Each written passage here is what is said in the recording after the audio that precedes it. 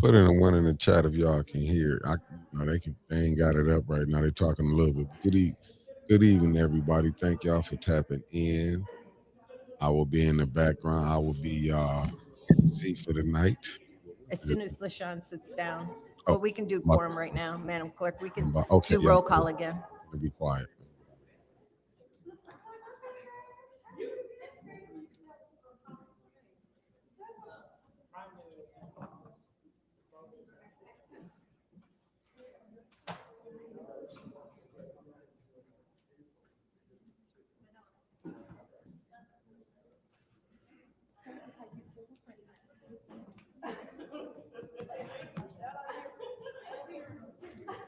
As soon as you sit down, we'll do roll call again. As soon as you sit down, we'll do roll call again.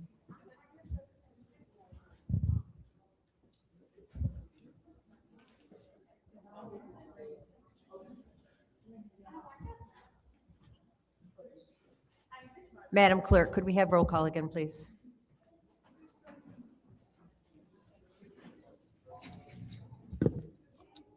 Okay, at 5:05, we will redo the roll call.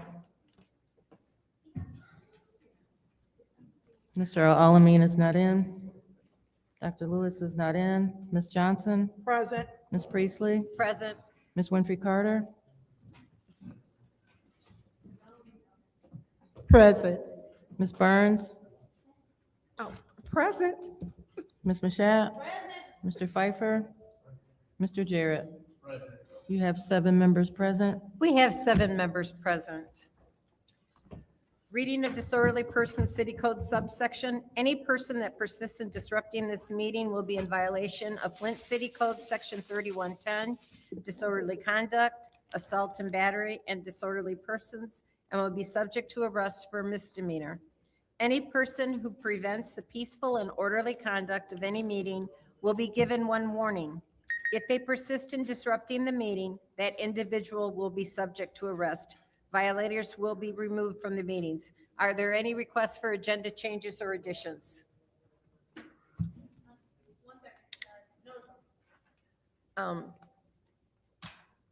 Ms. Mashat, was there consumers going to be coming in this meeting? No, I'm sorry, it's the other meeting. Okay, all right. All right, so it's now time for public comment. Members of the public who wish to address the city council or its committees must register before the meeting begins. A box will be placed at the entrance to the council chambers for collection of registrations. No additional speakers or slips will be accepted after the meeting begins.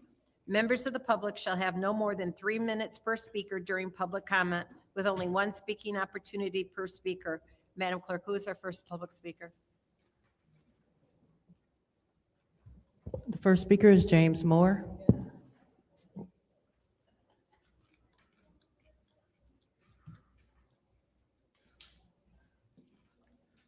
Good evening, James Moore, Second Ward.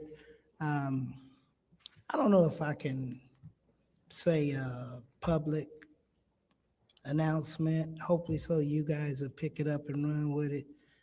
But would you please alert our people to slow down in the city of Flint?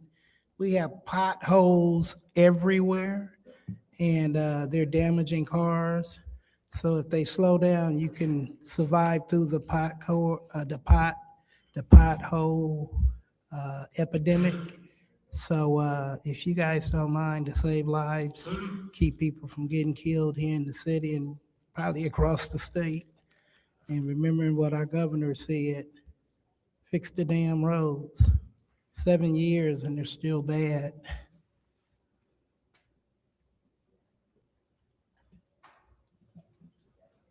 Next public speaker, please. The next speaker is Beverly Biggs Levy.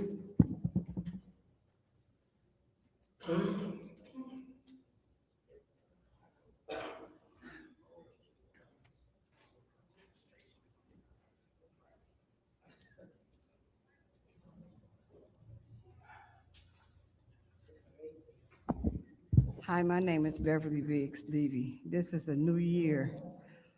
All of you gotta run for the seat. Bring the mic down, okay. All of you gotta run for the seat. This is gonna be interesting, real interesting. I think about when me and you, LaShawn, was out getting signatures for Liddell. You always said you was gonna run for that second ward council seat. You gotta run for your money, I guess, this time. Because you and Liddell is running, and a couple other people. I don't see how Leon can say he live at a different address when he's been using 606 East Mott Street. Now it's Parkway. We can't make this stuff up. But he live in Mount Moores. Oh no, he's in Tanya's ward now. This is gonna be interesting, but I will be running for that third ward city council seat, and I will not give up. Dennis, I pray you stay. I pray Jonathan stay. Jerry and Tanya, I love you to death, but I know you need to do something different. But I just think that we need to do better when it comes to our city, and we're not. We're doing everything that's crooked. I want to see what y'all gonna do crooked second and third.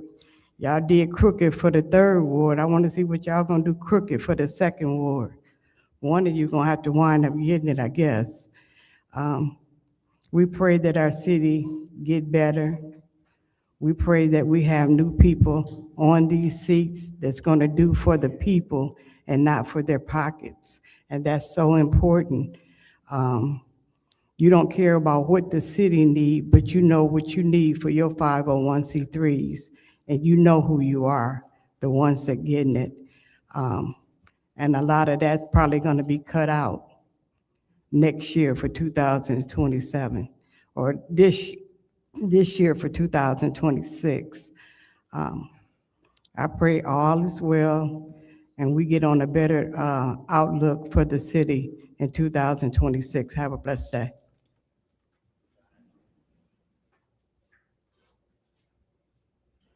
The next speaker is Sarah Houston.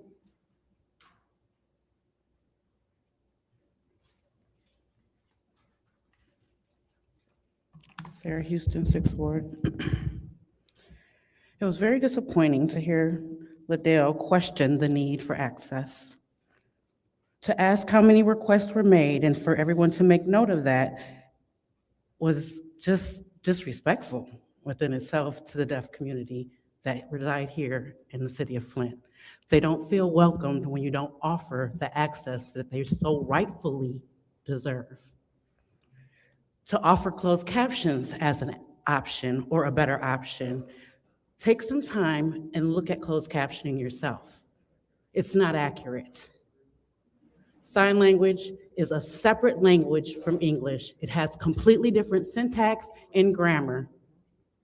Deaf people are language deprived because they are born to hearing people who are convinced by the medical society that they need to be fixed and they need to assimilate to the hearing community. You as a hearing person don't know this, nor do you seem to care because you continue this talk about, is how many people have asked for access, this, that, and whatever. They have to feel like they belong. They have to feel as if they are welcomed. So give them what they deserve, which is access under the law, equal access. Find a way to make the money work, you guys. Act like you give a damn about the deaf people who live and pay taxes in this city. Thank you.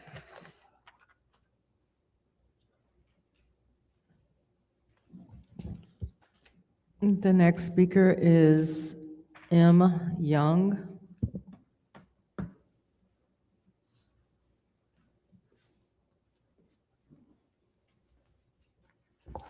Good evening and hello to everyone for 2026.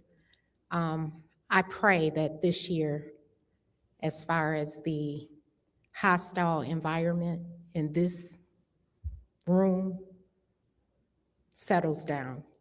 I pray that each one of you take a moment before you speak and get offended. I do know that sometimes it's offensive what people get up here and say, but just have a little, some people are frustrated.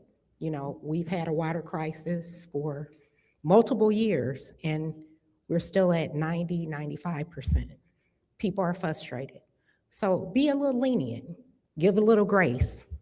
You all want grace, so give it to the citizens that take the time to come here and speak. As far as the finance chair, I would like to ask Judy again, and I know this is a broken record, but I'm going to ask again as the finance chair, how much money of ARPA is left? Can we get it in writing? I still would like to know how much ARPA funds are left to allocate. And then my second question about ARPA funds, I noticed that there was an audit done by the Neighborhood Engagement Hub for the $30,000 or what have you. Have we done audits for other people that have received ARPA money to verify that everyone who received are using those funds appropriately? It would be nice to see the results of all of that money that was given to different organizations come back and say, how did it help for whatever problem they said it would resolve? I ask that each one of you take one 501c3 and ask them to come up and give us some feedback, just so we'll know that money wasn't wasted or used inappropriately. DDA needs some help, Ms. Finance Chair, with the DDA. I came the other day just to drop a bill off and it was after hours. So the city was closed and I just wanted to put it in the mailbox down here. When you look on the City of Flint website, it doesn't say what time you have to stop paying for parking. But even if I was, say, a senior, and I know that a lot of them drop off their bills in the mailbox outside, they shouldn't have to pay $1 for, we should have like some type of grace period out here for parking. And if you can't do that, the city needs to move the mailbox closer to the street so that people can drop off their voter ballots and their bills. Just to pay $1 for you to just come and drop something in the mailbox, that could change somebody's home environment. So any help with that would be appreciated.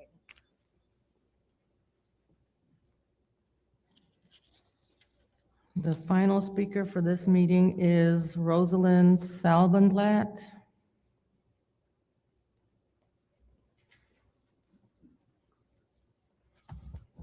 I want to thank you for allowing me to address the committee.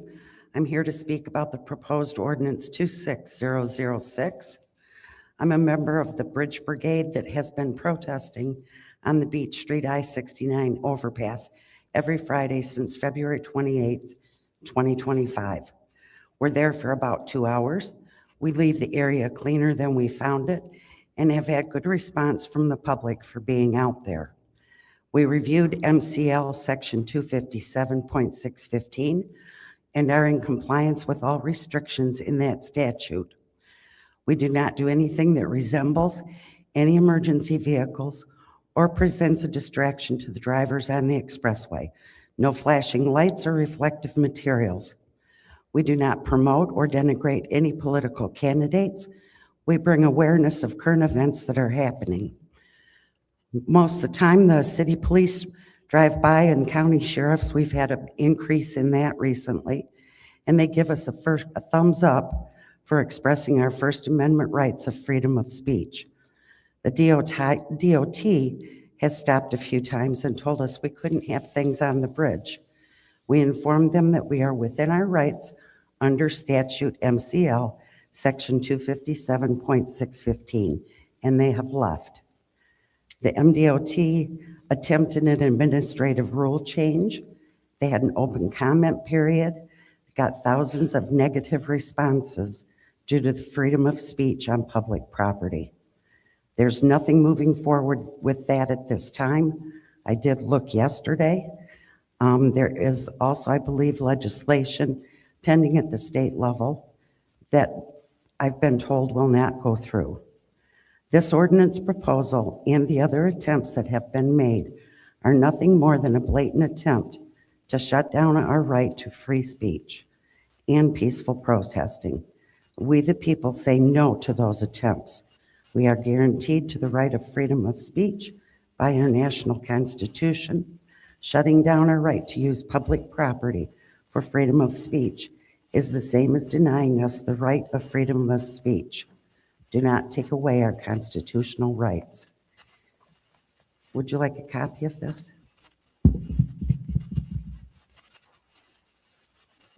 Give it to the clerk, please, and she'll pass it around.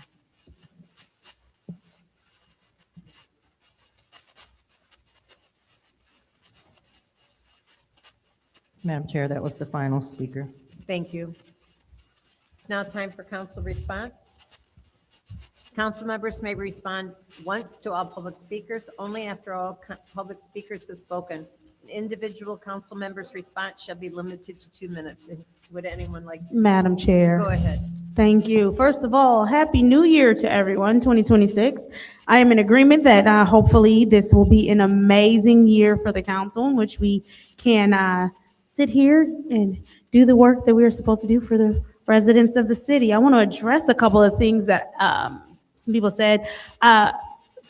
You made a suggestion that we invite the recipients of the ARPA grants to come and speak to how the spending is going and if they're meeting any milestones or metrics that they have placed in order to get the funding. I will invite some in here, especially some that received money in the 7th Ward.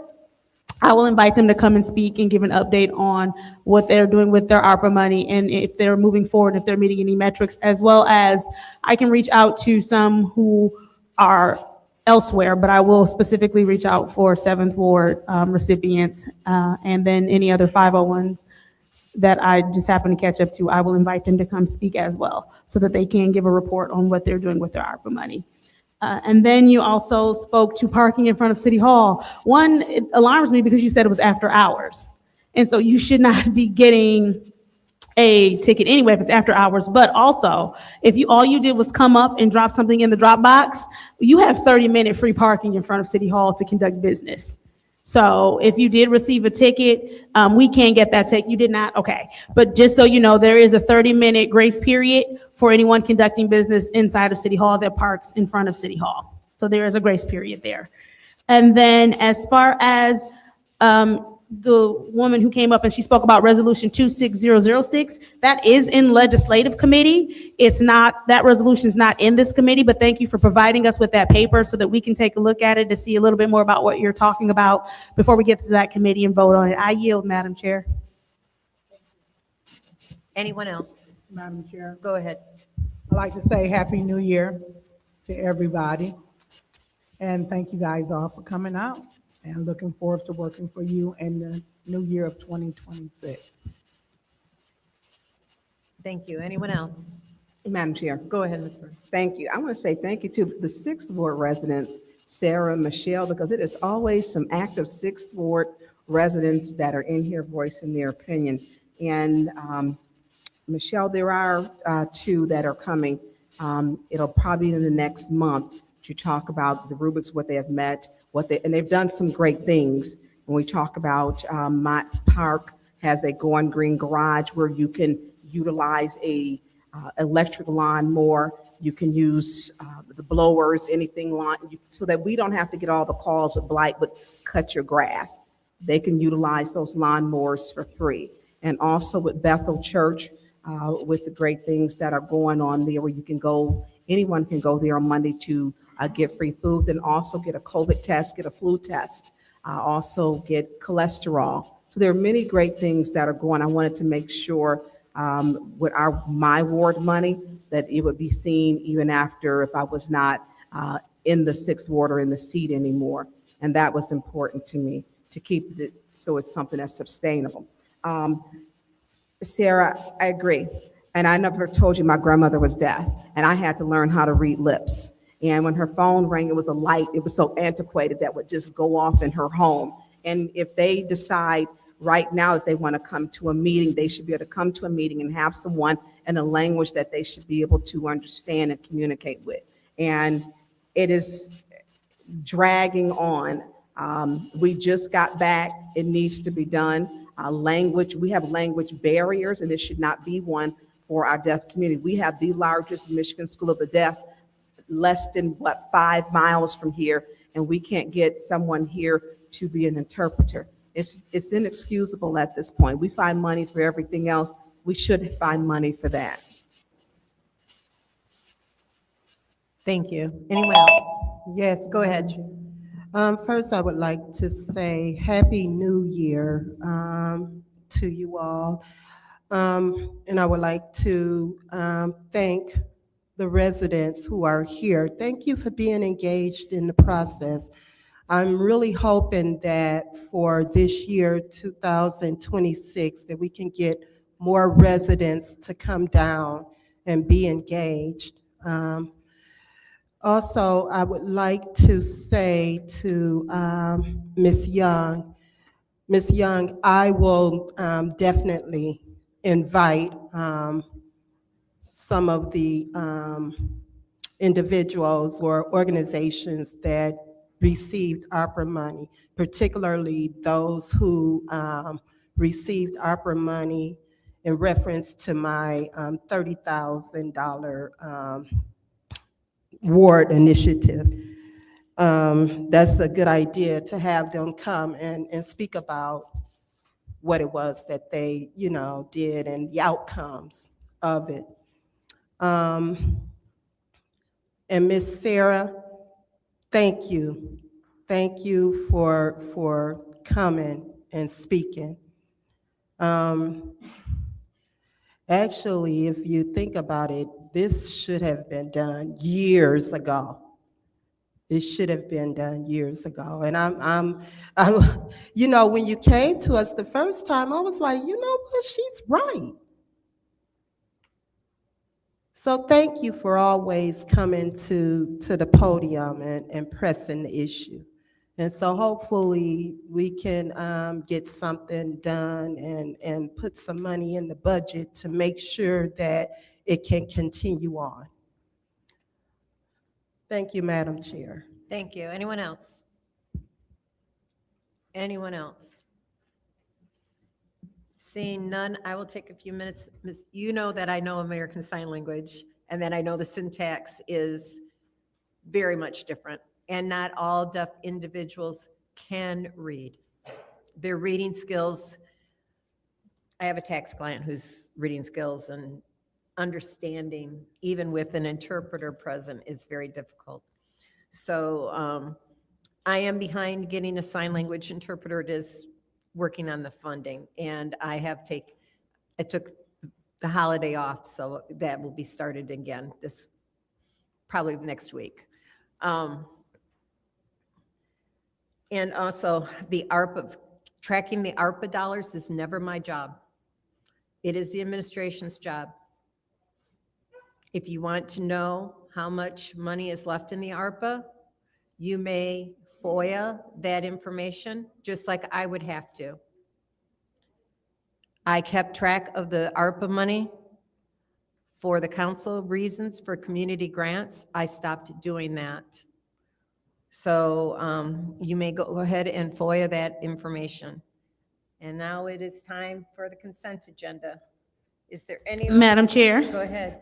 I make a motion to approve the consent agenda, to send the consent agenda to council. There's a motion to send the consent agenda to the council by the councilwoman in the 7th Ward. Is there support? Is there any separations?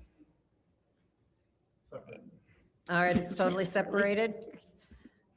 Our one and only resolution is 260000, BSNA software upgrade, addition of business licensing and special assessments Madam application. Chair. Go ahead. Motion to send to council.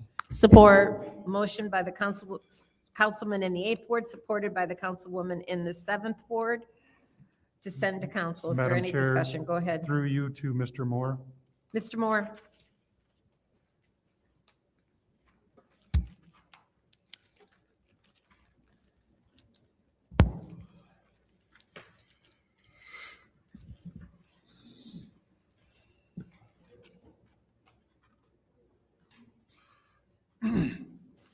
Mr. Moore, since this was not a budgeted expense, can you tell us what the benefit to the city residents this is going to be?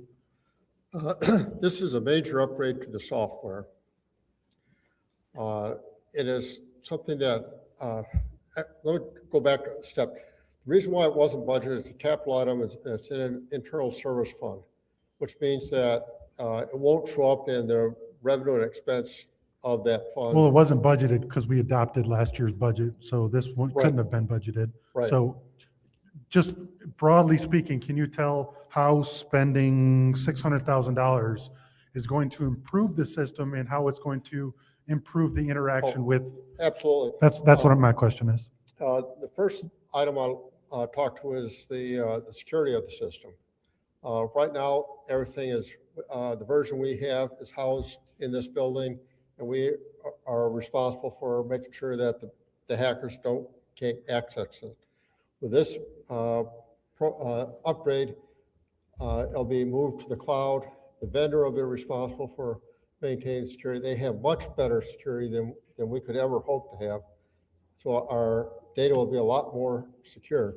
Second, the program is designed the way the business world works today.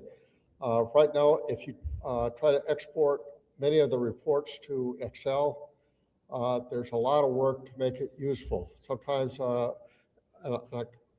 account number would have 3 lines, and you'll have 30,000 lines that you have to deal with.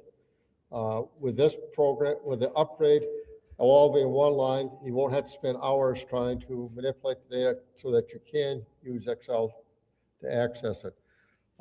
It's going to make it so that we always had the most recent update on everybody's computer as soon as they log on. Right now, every week, we have to update our programs.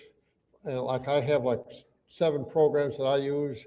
So I have to make sure those 7 are updated every time. I have 2 computers, so that's twice as many. It takes me roughly an hour a week to upgrade everything. That will be gone. Won't have to worry about that. It's going to provide us with some software. Like one of the big things is being able to send work orders to our water service center and have it sent to the field on their iPad so they can address it immediately. If you want to turn somebody's water on, we can send a message saying, turn on this person's water. They'll get it and they can do it that afternoon. They don't have to come to City Hall to get the work order. So just to, because my time is running out, how will this save the city money in the long run?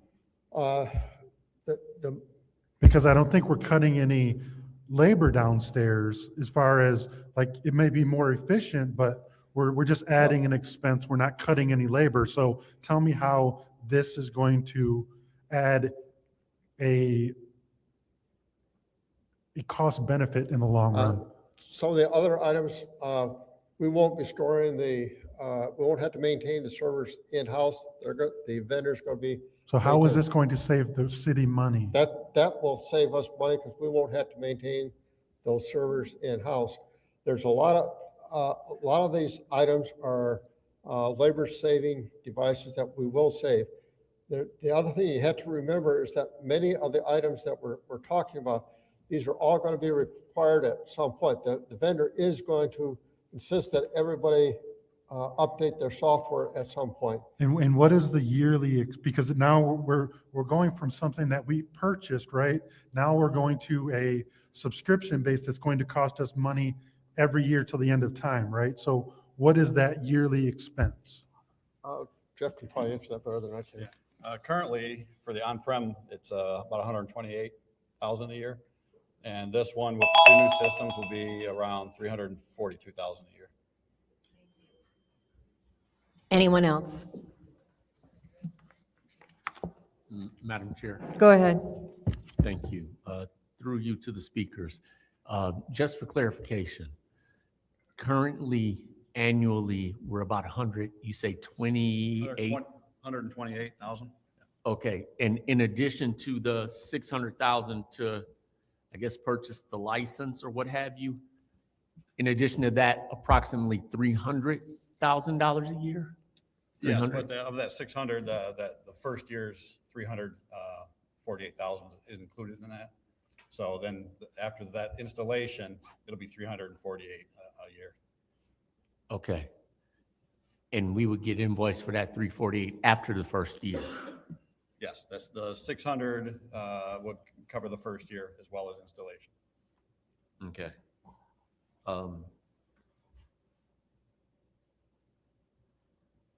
Will this reduce any expenses like insurances or policies that we might otherwise now be expending dollars for? I'm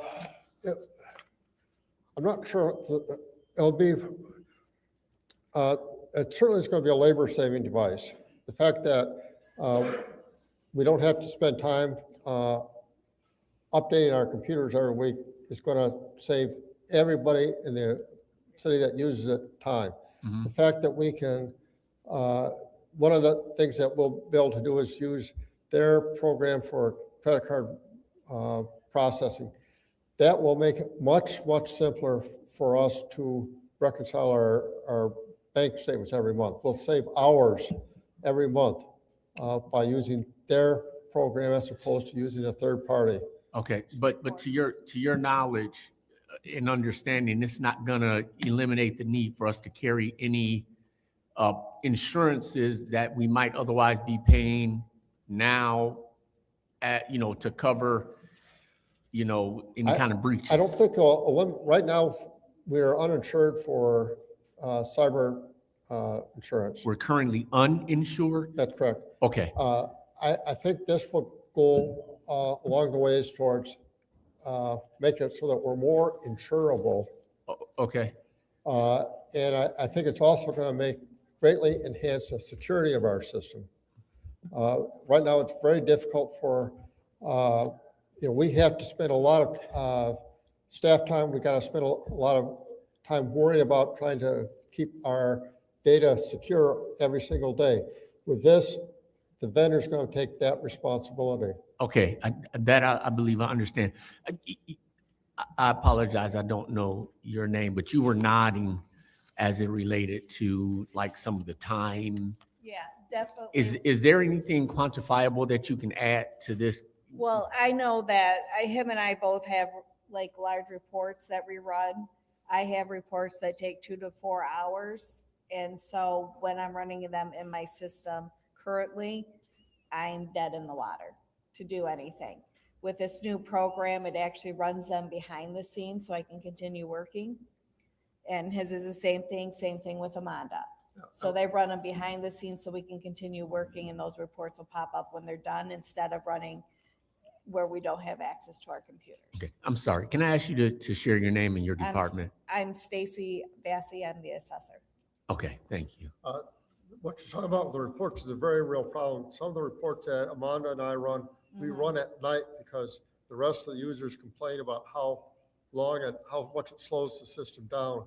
But by being able to do it at night, it's not, or during the daytime, it's going to save us time.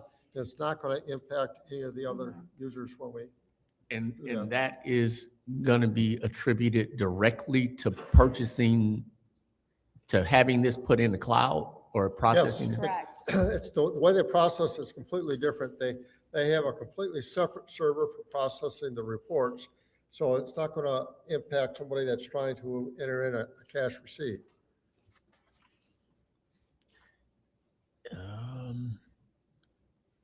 And then I guess one other thing that's not jumping out at me. How was there a bid process that was executed, or was this a one source type thing? I got this one. So this is a sole source because of me. Currently, the State Tax Commission only has one company that is certified for assessing departments throughout the state to use, and that is BSNA. We have CAMA standards, which is computerized Stacy, I'm appraisal going to have to mass cut you off. standards. I'm going to cut you off. We'll get back to you. Okay. Anybody else? Go ahead. Yep, thank you. That's what I Okay. was going to do. So it's our CAMA standards, which we have a committee that I am on. So we have standards that we have to meet with our computerized systems. So throughout the state, we are all doing the same thing and have the same coding. And BSNA is currently the only system that has been certified through the state. And it will be a while before we have other options through other companies. Okay. How, Stacy, I didn't realize your name wasn't Cake anymore. No, it's not. Congratulations. Yeah, thank you. You're welcome. So when was the last time the system, because it sounds antiquated. How old? We switched to .NET. I've been here, it'll be 9 years on Friday.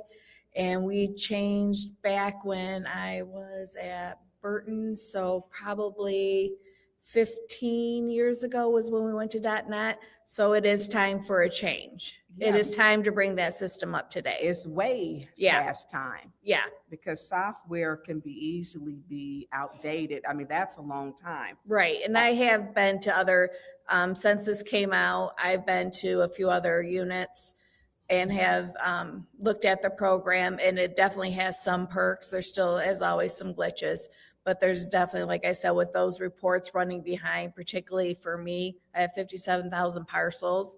When I say it takes me hours to run reports, and this will save me a lot of time. And also my employees' time, because when I'm running something, they are come into my office and say, Stacey, are you running a long report? I'm like, yeah, sorry. Because it literally So will it take. pulls on the system. Yeah, it pulls on the system. It could literally take them a good minute to even change to a different parcel. So this will speed up everybody's work time within the network. So the cyber, we had a cyber attack, and so we don't have cyber insurance. Is this system,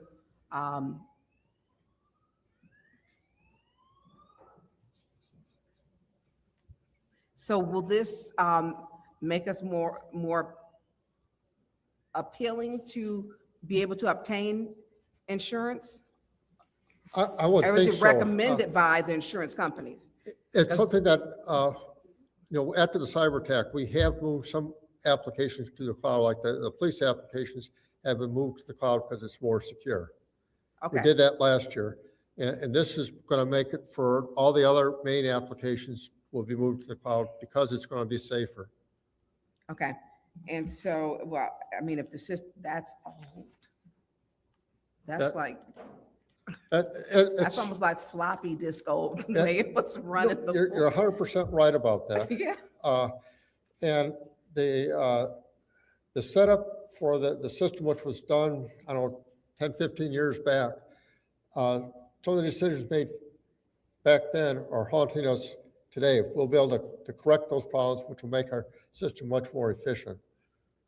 Okay, and so, Stacy, real quick, so when you say when you're running reports, will it lessen the amount of people? Or like, when you're doing reports, did you have to separate or would it reduce the number of people having to run the reports? Or, I mean, what is the savings? Time. Time, Yeah, Okay. we'll be able to still work. not monetary. Not monetary, no. We'll be able to, we'll get more work done. There Okay. won't be that lag. Okay. So, yeah, we'll be able to process more work done, and faster. Why didn't this, I mean, with the system being that old, why wasn't ever, Well, what has happened, BSNA is expanding and they partnered with a new company that's coming in to help them grow. So with this company coming in, they were able to help them expand. So it's kind of like, have you ever seen like Shark Tank when they go in and have that bigger company come in to take them to where they need to go next? So that's what it is. that's a And we've good been talking analogy. internally, yeah. the program's been available for maybe 3 years, and we've been talking probably 2.5 years about, because we knew at some point we were going to have to make the change. So the yearly updates, I mean, the yearly fee, does that include their updates? Because they're gonna be Yes. updating. Yes. Okay, Yeah. and so what's that total, Jeff? 342? Yeah, okay.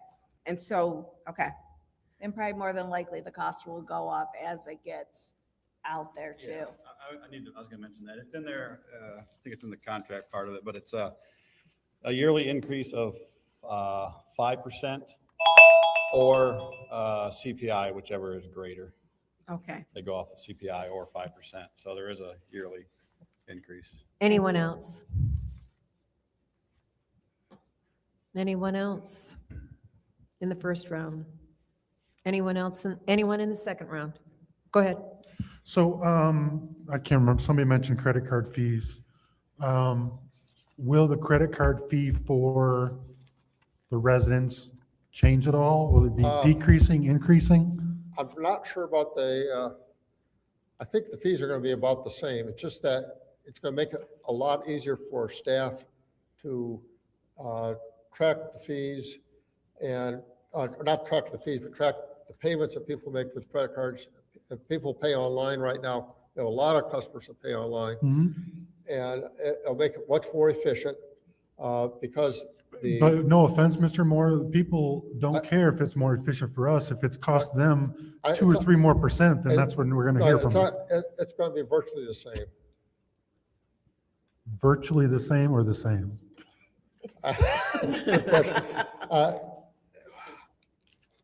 I want to say, I believe talking to Amanda, it's going to be the same. Yeah, I don't think, Can you find that out Yeah, before Monday? We can find out. Can you about find that, out for me before Monday? Right. And then, do we know any other municipalities as large as ours that are on the cloud system? No, there is not any yet. We'll be the largest unit to go. That scares me. There is one that's 37,000 parcels that is on there. I know that is. But do they run water and, Yes. There are cities like, I believe Saginaw moved on to the Have cloud. they moved on? I haven't checked with them. But there are. I don't like us being the guinea pigs, and then we come to find out that, I'm comfortable with it and I wouldn't be moving if I was not comfortable with it. Because I'm very protective of my role. I get that, but no offense to you, we've heard that from every CFO, or I know that you haven't changed since we've been here. I think Mr. Moore has been our 3rd or 4th CFO that have led us down astray many a times because they said they were comfortable with it. So no offense, but it scares me a little bit that we are going to go into a system that we're going to be the largest and potentially the guinea pigs, and the residents and potentially your staff is going to feel the wrath of this if it isn't I can good. I'll get you a list of some of the larger customers that have changed over. We can get that by Monday. Can you get that to me as soon as possible? Because I Yes. will seriously call them. No, yeah, we can do that. Because this system and the way people pay their bills and look at stuff online with BSA, like, a lot of people use that in the community to pay their water bill, Oh, pay yeah, their tax that's- bill, or, But the problem with that, we are one of the largest communities within the state, so it's hard to get somebody comparable to us. well, we're not one of the largest. I mean, We are. we're in the top 10, but Grand Rapids is bigger and there's a lot of them that are this, There's so. very few larger than us. Yeah, well, let me get to the list, and I can also get to the list of communities outside the state of Michigan. And credit card fees as well, please. Thank you. Anyone else in the second round? Anyone else in the second Madam round? Chair. Go ahead. Thank you. I do want to say you are correct. I believe Flint is the 7th largest city in the state of Michigan. And we have a lot of cities, villages, townships, and a lot more smaller. Like even in Genesee County, the reason we're the county seat is because the closest municipality to us has about 35,000 people less than us. So you are correct with your numbers of how it would be harder, especially around us, to find someone comparable as far as population. I know that I've heard before about BSNA and how if certain people are running reports, that it does completely knock out virtually the rest of your workday or any time that you have to do it, and how sometimes it has to be handled after hours. So I am excited to see that we'll have something that you will be able to continue being productive in your roles and do other things while this runs in the background. I yield, Madam Chair. Thank you. Anyone else in the second round? I'm going to take a few seconds just to talk about the licensing issue. As we all know, here on council, we have a major problem keeping track of businesses who are licensed to do business within the city. Mr. Moore, can you address how this will improve that? This will allow us to keep track of them on a computer system, allow us to, it'll have a complete database for every business that we have in the city. It'll interface with the other applications we have so we can make sure that there's a way that we can check and double check and find out where the businesses are located. It'll make it much, much easier for the department to send letters, to send in bills, to interface with all the businesses in the city. Right now, we just don't have a good way of doing that. Thank It's you very very difficult much. for us to do a lot of that. Thank you very much. Okay, it's now time for the vote to send 260000 to council.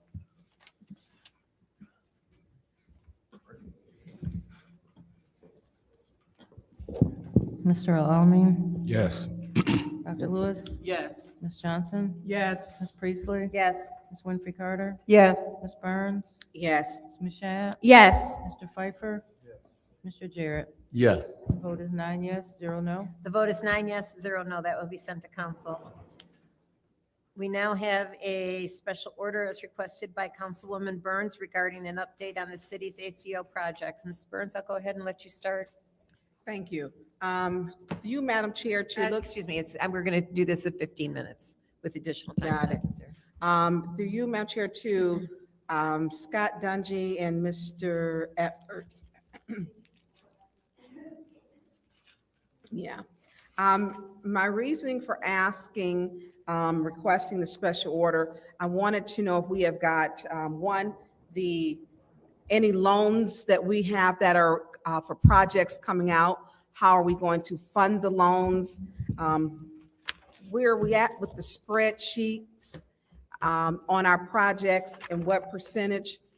If to give an update, because so we will know like where we're at and possible fund. I believe we've got something coming in for, I think it's 3 revolving loans. And I thought I had requested to have, we have a new, is he interim DPW? Marquand Sohaladi. No, Mr. Marwan is permanent. Oh, okay. So is he our DPW director? He's deputy. So does he come to meetings? He can come to a meeting. I just learned since I've been sitting in this meeting. Oh. Yes, I asked Mr. Dungy here to come to this meeting. I didn't know you wanted him and Yolanda to attend. So- Yeah, I wanted him here because if, I know, Mr. Edwards, that you are in the absence of the DPW director, you are in that acting role, but the interim should be here to answer these questions. And I did want him to be here because I don't even know who he is or what he looked like. I mean, I don't, and I would like to, put eyes on him because these are some important projects. And I don't know, do we have an updated spreadsheet? Yes, I do. I can get you that tomorrow. I'll get that to Mr. Edwards and he'll get that to you tomorrow. Could you get that for me tomorrow? I don't know if we can, I would like to, I've got questions for him. Because I'm used to, if we go back to me, it should be the DPW. No offense to both of you, Mr. Dungy, but that's his job. As interim, he is basically leading that department right now. What licensings does he hold? S4. How many licenses are required? You hold one too, though, don't you? Yes, I have a D1, And Jeanette Best S4, and holds- a F3, And Jeanette Best holds, the top wastewater license. and she holds wastewater. And he holds a S1, S4. S4. Okay. I would like for him to come because one thing with our water and our infrastructure, residents have got questions, and I think that we need to be transparent. People have very real trust issues with the water and the infrastructure. And as spring comes and they start working on these streets and they start rattling the pipes, people are going to see some rust in their water again or sediment. That just seems to happen. And where are we at also on the service line replacements? What percentage are we at? I know I've seen them working. Yeah, the state, took over that project. So Yes. right now they're organizing themselves. We were in the last 1 percentile of that project. So the state is conferring right now with the vendor, and they're preparing and getting themselves together to gear up in the spring. So, And right. And so with them finishing up that project, we don't know the numbers have been off. And have we did any restoration yet? they were doing some of that, toward the end of that season. Of course, when the season Right. ends, they They no have longer to end. they no longer can do that work. And so does the state give reports to let us know where we're at in that? Oh, yeah, we're still continuing. We have a comprehensive meeting. It has been going on every Wednesday morning, and that involves all the state sources, that is Eagle, Treasury, and all the Flint sources, and all the engineering folk, and all the vendors. Everybody's on this call. It's like 20-something people on this call. So if they're giving you the reports, could it be, could you share those with us, Mr. Edwards, so that we know where they're at? I know they got into a portion of my ward, which the homes are literally over 100 years old. Joliet, those streets over there where they were not, they were like some of the last to be done. And I know people were not, some residents were not turning them back in, and some were. Because I know Michelle Young is here. It took forever to get hers, and she's on the main street, Sunset. And so if we could get a report of like where they're at it with restoration and also with service line replacement. And then also, if we can I just want like some transparency. When people ask, I mean, that's just sharing of information that the state has. But I would like and pronounce his last name for me. Is it Marquand? Yeah, we just call him Marwan. Marwan. It'd be better if he says it to you, but yeah, everybody just refers to him as Marwan. Okay, because I know he lives in Windsor, Canada. And so, and the question, can he be licensed in the United States with being a Canadian? He was working right out of Detroit. He'd been He was working in just across the Detroit bridge, for yeah. years. Yeah, he'd been working in Detroit for years. Well, he's only 25, so it couldn't be that 26. It was a few years. I mean, yeah, he's young, so let's don't give it that decade or so now. So I would like to meet him, and he has a personal service contract because he never came through us.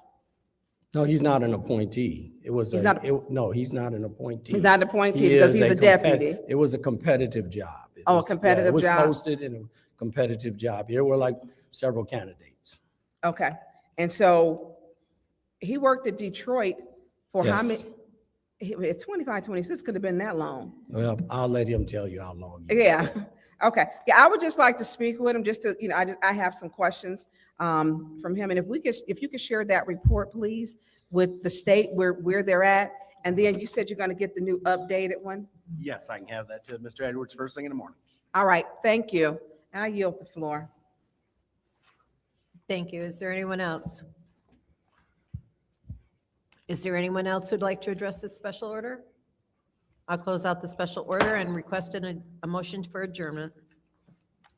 Madam Chair, Go ahead. I just need to correct something really quickly before we adjourn, if I may. Sure. Thank you. I gave out some numbers. I want to make sure I give accurate numbers. So the state of Michigan's population is 10.14 million. We were number 7. We're number 16 now, but I think they have to adjust the fact that more people have moved in.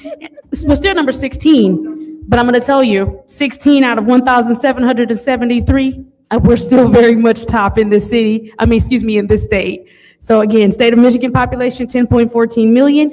Out of city, villages, townships, all of that, we're number 16 out of 1,773. So still very necessary and hard to compare. Thank you. Okay. I'll entertain a motion to adjourn.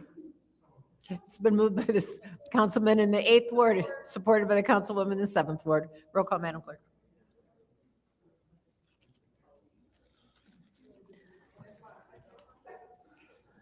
Dr. Lewis, Yes. Ms. Johnson, Yes. Ms. Priestley. Yes. Ms. Winfrey Carter. Yes. Ms. Burns. So Judy said Mr. she's not Burnett, over the ARPA money. Mr. Pfeiffer. Did I hear that correctly, Mr. Mick? Jarrett. Yes. No more, we got a 40. Mr. Alamin. Yes. Vote is 9 yes, 0 no. Vote is 9 yes, 0 no. We are adjourned at 6 o'clock. Okay. My bad. What's up, y'all? How y'all doing? Yes, the new DPW director lives in Canada. He didn't know he had to come to the meeting like we are in a water crisis. Oh, wait a minute. The water is fixed. We're out of a crisis, but Flint is known for the water crisis. Shouldn't he be at every damn meeting anyway? Not technically. Oh, that's right. He ain't got to come to every The meeting. lawyer said you have to come. You're right. You're right. You're right. Oh, remember? Oh, look at Mr. Peachy coming on. Oh, shit. Oh, Go Peachy, ahead, Peachy. Mr. Peachy. You stepping out. You stepping out tonight. So Liddell and Leon showed up at the same time. Whoops. Thank you, Bruce. So Leon, he been there hiding behind that little board. He came in as Miss Biggs was finishing her speech. There go the council whisperer. But I'm surprised that nobody say nothing to mention the residency but Miss Biggs. Is that old Jan Marie Arbor sitting there? She didn't came back out. Oh, Janny Jan. I told back y'all out the them building. faces was gonna be popping back out during election season. Didn't I tell y'all that? I think that's Sarah. That's who Michelle talking to. So what are they? That's Sarah. That ain't Jan Marie. You sure? Positive. No. Thought it was. It looked like her from the back with the ponytail. That's Sarah. Why do they ask all of them questions, y'all? And still pass the stuff. Like, I'm just used to it now. Like, I think it's just the point of Bro, like, Latin X is there. where they at? How much more money The they guy with getting? the ponytail just walked in. Abel. Yeah, Abel. He was Clack's campaign manager for his last state rep position. And Tanili told him to stop and he quit on him. Yeah, he get some money. Michelle did. So he got rewarded and Clack didn't win. 1 + 1 always equals 2, huh? Ain't that something? Clack, don't pick him this time, baby. Just don't do it. Don't do it. Snakes bite, and they not gonna stop biting. Oh, Tony and Candace they broke up.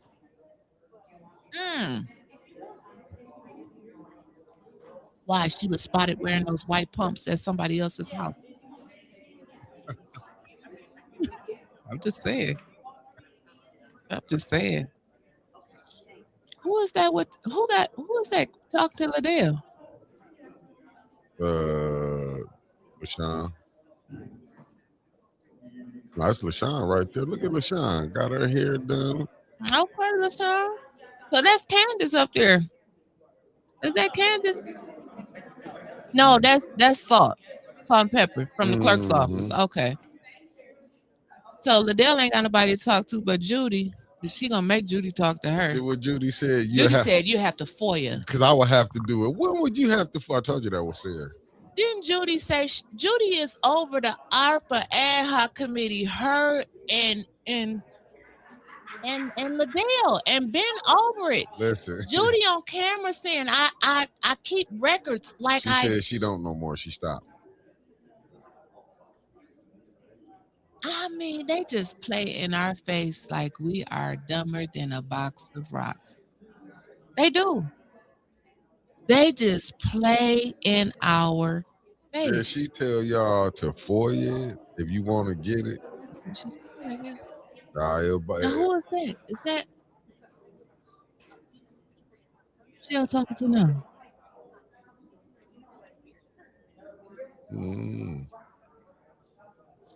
Oh, is that Dion? That's what I was wondering. Was that Dion Freeman? What's up, Tina Smith? Lord Good have evening to mercy. everybody that done tapped in. Oh yeah, that's Dion. That's Dion. Was Art there? No. Good. He got sense. He didn't mean to be there. He didn't need to at all. Out with Neon, Dion is there. I know these people was gonna be popping back out. Flint election season is treacherous. And it's scandalous, just downright nasty. But everybody that's running for council should be required to go to the council meeting. And of course, what you At doing? least know what's going on. About 6 minutes right here. Where's his brother? Oh.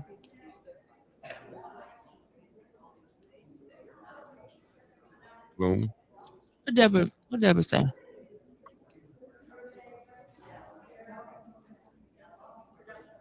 So Judy gave up the computer she always left at home. What actually did Judy say? She just said, I'm not over it, and you have to FOIA it. Oh man, just checking on you, crazy. Lummy.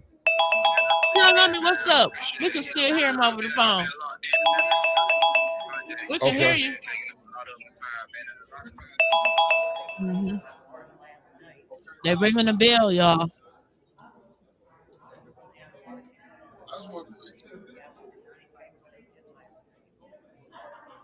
About to see who all about to vote together. I can't wait.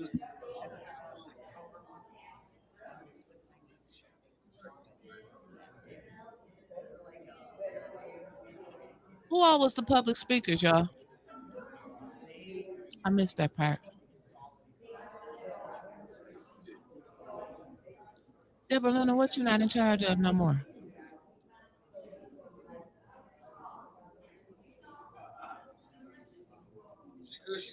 Hey, Marcy, I will, baby. I will, baby. But you good. It's all love. We know it's all love. Trevor in the building. Trevor, you supposed to be out napping, taking a break. Trevor is just here as an audience member. He is not here as a moderator. We got our own moderators for the Audience, thank you so You need much. to get your I got you. I'm gonna hold you to that, good brother. If all council members All right. could return to All their council seats so members that we can start the next meeting. We If going all back council now, members y'all. could return to their seats so that we can start Goodbye. our legislative committee meeting. No problem, good brother. I'm gonna stay in contact. Lumi said, "What's up with you?" Okay. All right. Okay. Yep. Bring us back down. Cut us off. The time is now 6:06 p.m. on Wednesday, January 7th, 2026. I hereby call this legislative committee meeting to order. Roll call, Madam Clerk.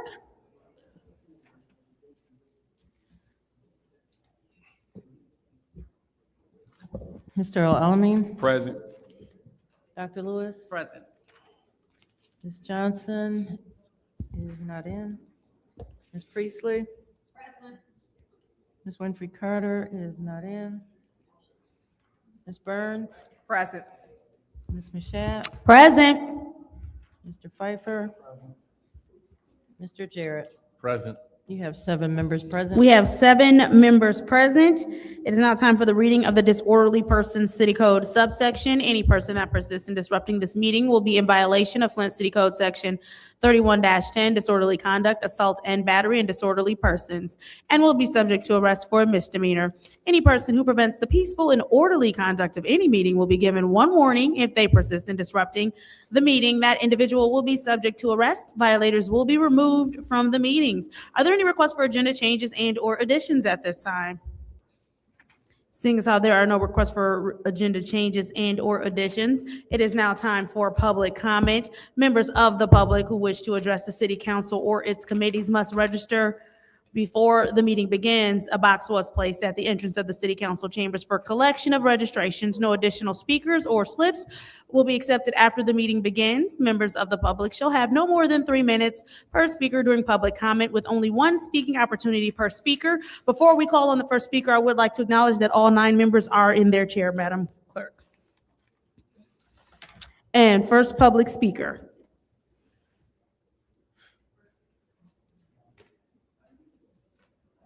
First speaker is James Moore.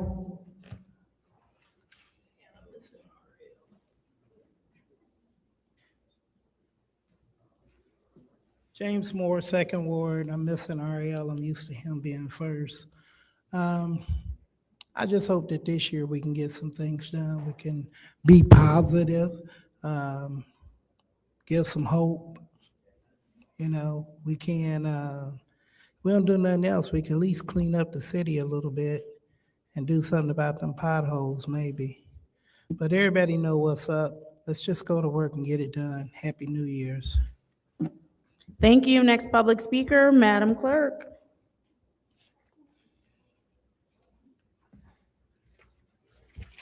Next speaker is Sarah Houston.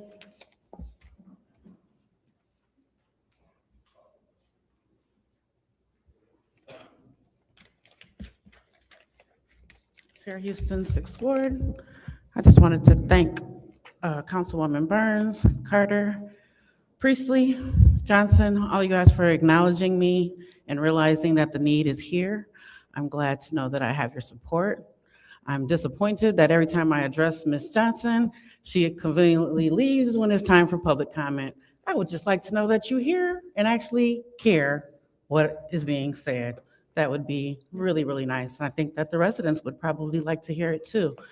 I also wonder if you know, or if you're aware that you may be cloned online, because I have seen some horrible statements coming from Facebook that's supposed to be you, but I cannot believe that it is you. So you might want to check into that. Just a FYI, seriously, so you know. Check that out. I'm trying to be nice.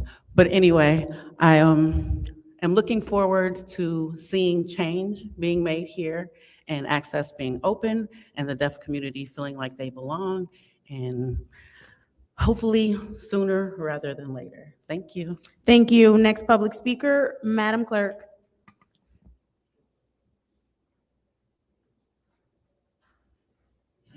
The next speaker is M. Young.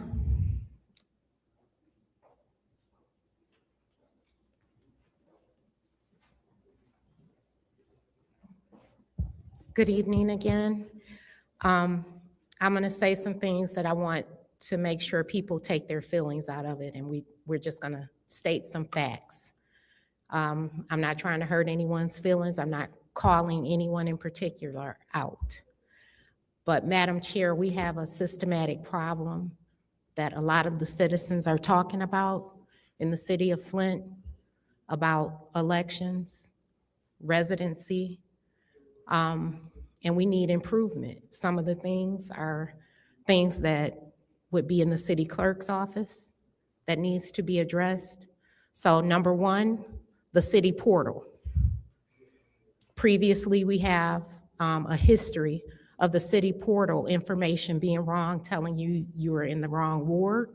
I would like to have some accountability and know that 2026 election, that problem will be closed and we can be proud of our city portal and how our election is handled.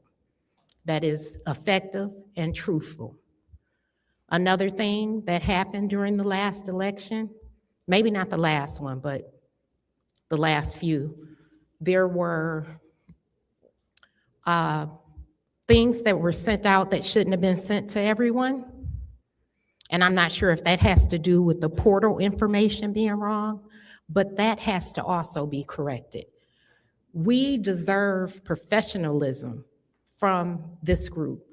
I think the people in the city of Flint get paid nice amount of money to get this job done, and they have a nice amount of people that work for them in the city. This should not happen again. We should be able to be the #1 city because we've had the problem. We've had the time to get it fixed. We just need somebody to be accountable for fixing it. Now, I'm gonna also address the residency problem. A fact is, we have seen some judgmental paperwork signed with an address that is not in the ward that they represent. That is a fact. It's not a feeling, it's a fact. And it's been multiple forms signed by a judge. I would say that's legal. I would ask one of you to ask the attorney if it's legal. We have to address that. It's a stain. Do any of you want to be known as someone that is not addressing the issue? That you are not brave enough to speak up on your residents' behalf? Be brave, speak up. Hold people accountable. Do the work, please. Thank you. Next public speaker, Madam Clerk.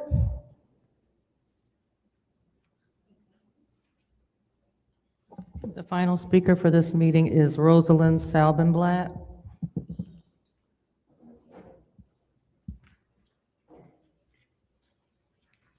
My name is Rosalind Salbenblatt, and I want to apologize for reading this at the wrong meeting first. Thank you for allowing me to address the committee. I'm here to speak on the proposed ordinance 260006. I'm a member of the Bridge Brigade that's been protesting on Beach Street I-69 overpass every Friday since February 28th of 25. We're there for about 2 hours, leave the area cleaner than we found it, and have had good response from the public for being out there. We reviewed MCL section 257.615 and are in compliance with all restrictions in that statute. We do not do anything that resembles any emergency vehicles or presents a distraction to the drivers on the expressway. No flashing lights or reflective materials. We do not promote or denigrate any political candidates.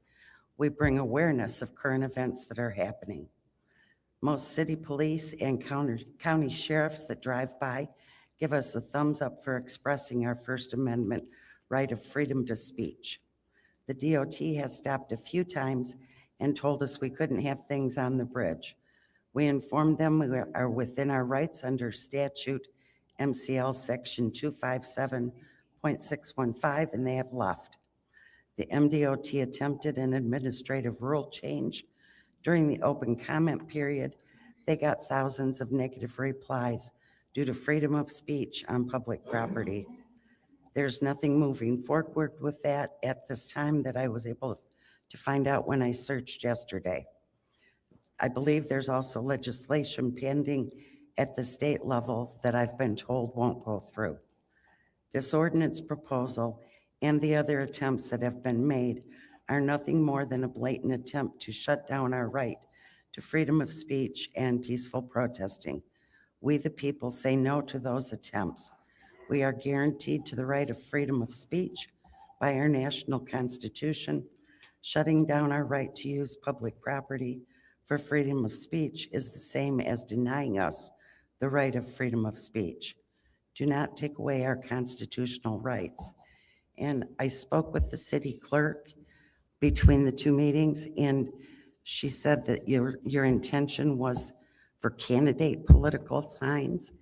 And if that's the case and you want to address that in the amendment, or the ordinance, so that it specifies political candidates, then I don't see any big problems with that. Thank you for your time. Thank you. Madam Clerk, you said that was the final public speaker? That's correct. All right, seeing as how that was the final public speaker, public comment is now closed. It is time to move on to council response. Council members may respond once to all public speakers. Only after all public speakers have spoken, an individual council member's response shall be limited to 2 minutes. Is there anyone who would like to speak during council response? Seeing as how there's no one who would like to speak during council response, I will go ahead and take some very brief time. I'm going to address the city portal concern. What we will do is we will get with the city clerk, have a discussion with her about that and how that works, because I'm not completely sure if she's even in charge of the information that goes on there. I'm not sure how that works, but I will get with her. And we should be able to have some sort of answer for you by Monday for special affairs of who's even in charge of the city portal. And then as far as Reso 26006, I know you said that, Ms. Rosalind, I know you said that you spoke with the city clerk just now, but I think that my colleagues and I all want to separate it just so we can get some clarification on it. We do thank you for coming to speak to us about this and drawing this to our attention. That closes out my portion of council comment. It is now time for consent agenda. I will entertain a motion from the body. There's complete separation, so we will move on. A complete separation ordered by the councilman in the 8th Ward. I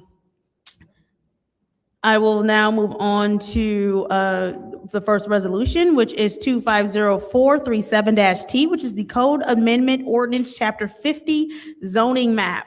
What is the pleasure of the body? Send to council. There has been a motion to send to council by the councilman in the 8th Ward. Is there support? Support. Supported by the councilwoman in the 4th Ward. Is there discussion? Yeah. Councilwoman, okay, councilman in the 8th Ward. Is there anybody from the administration to speak on this? I'm sorry, we are in legislative right now, and we are on resolution 250437. Is there someone from the administration who can speak to No. this resolution? All right, we do not have anyone who can, who can speak to this resolution. Councilman, you have the floor. Motion to keep in legislative. There is a motion to have this remain in legislative until someone from the administration who can speak to this can join us. Is there support? Supported by the councilman in the 1st Ward. Roll call, Madam Clerk.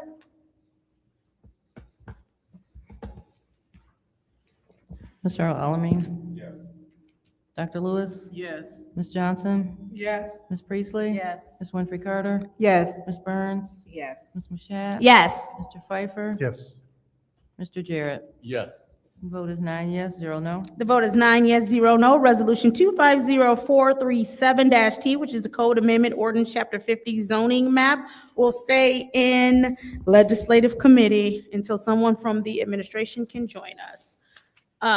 Moving on to Resolution 260001, which is the Code Amendment Ordinance Chapter 46 Wastewater Disposal Regulations. Is there what is the pleasure of the body? Madam Chair. Councilwoman in the 4th Ward. Send to council. There has been a motion to send to council. Is there support? Supported by the councilman in the 1st Ward. Is there discussion? Madam Chair. Councilman in the 8th Ward, you have the floor. Is there someone from the administration to speak on this? Is there someone from the administration who can speak on this? I believe Ms. Best will be joining us. Thank you very much. Madam Chair, Madam Clerk. as Ms. Best walks up, I just want to let the public know that we normally have copies of the ordinances available in the back. This one is 60 pages long, so if anyone does want a copy, I have several available up here. We didn't put them in the back just because the entire ordinance was 60 pages. Thank you, Madam Clerk. Council, you can start a time. Councilman, you have the floor. Ms. Bess, I'm going to be honest with you, I have not read this whole entire book. Can you give us a few highlights and why this is before us? Why does this ordinance need to be adopted? The sewer use ordinance is a part of the city ordinances currently, and we were required by Eagle to amend it and update it so that we were in compliance with the state law. So it's a requirement of our NPDES permit, and we needed to add the PFAS. We need to add a limit, a local limit in our ordinance, because they just put a limit in our NPDES permit. Are we testing PFAS in wastewater? Yes, Okay. we actually have a limit. And what they gave us is the drinking water standard for our discharge limit, which doesn't give us a lot of wiggle room. But we generally meet it. I think we've exceeded it once. And that's 12 parts per trillion in water. We needed to also modify the limits for available cyanide and VTEX, which is benzene, ethylbenzene, toluene, and xylene. And those are based on Eagle's mandated limits, which were established in 2024. Eagle recommended we change the limits for hexane extractable materials, which are actually fats, oil, and greases, also known as FOG. And our limit was originally 500 milligrams per liter of parts per million, and we reduced that to 100 parts per million. This is what clogs up the sewers. So we were glad to do that. Is there anything in here that would,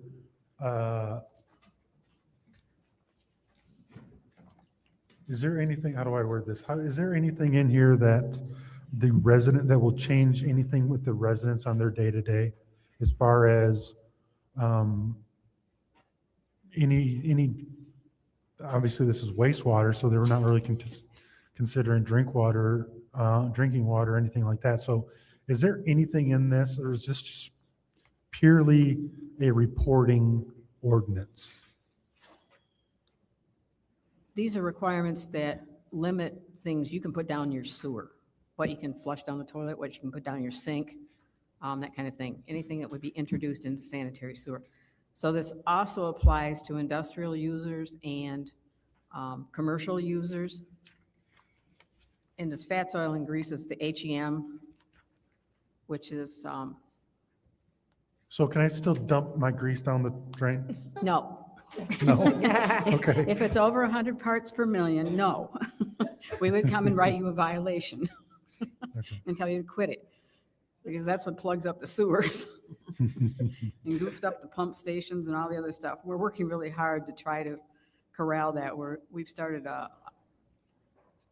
intensive program to go back to the restaurants and say, look, you need to take care of this. So. Do we have, other than, like, if something gets flushed down the drain from a restaurant or whatever, everything else, and it makes it all the way to the wastewater treatment, we have no way of tracking that per se, do we? How do we know that a restaurant is not in compliance unless there's a direct impact near that restaurant that they could possibly train? Well, what we do with our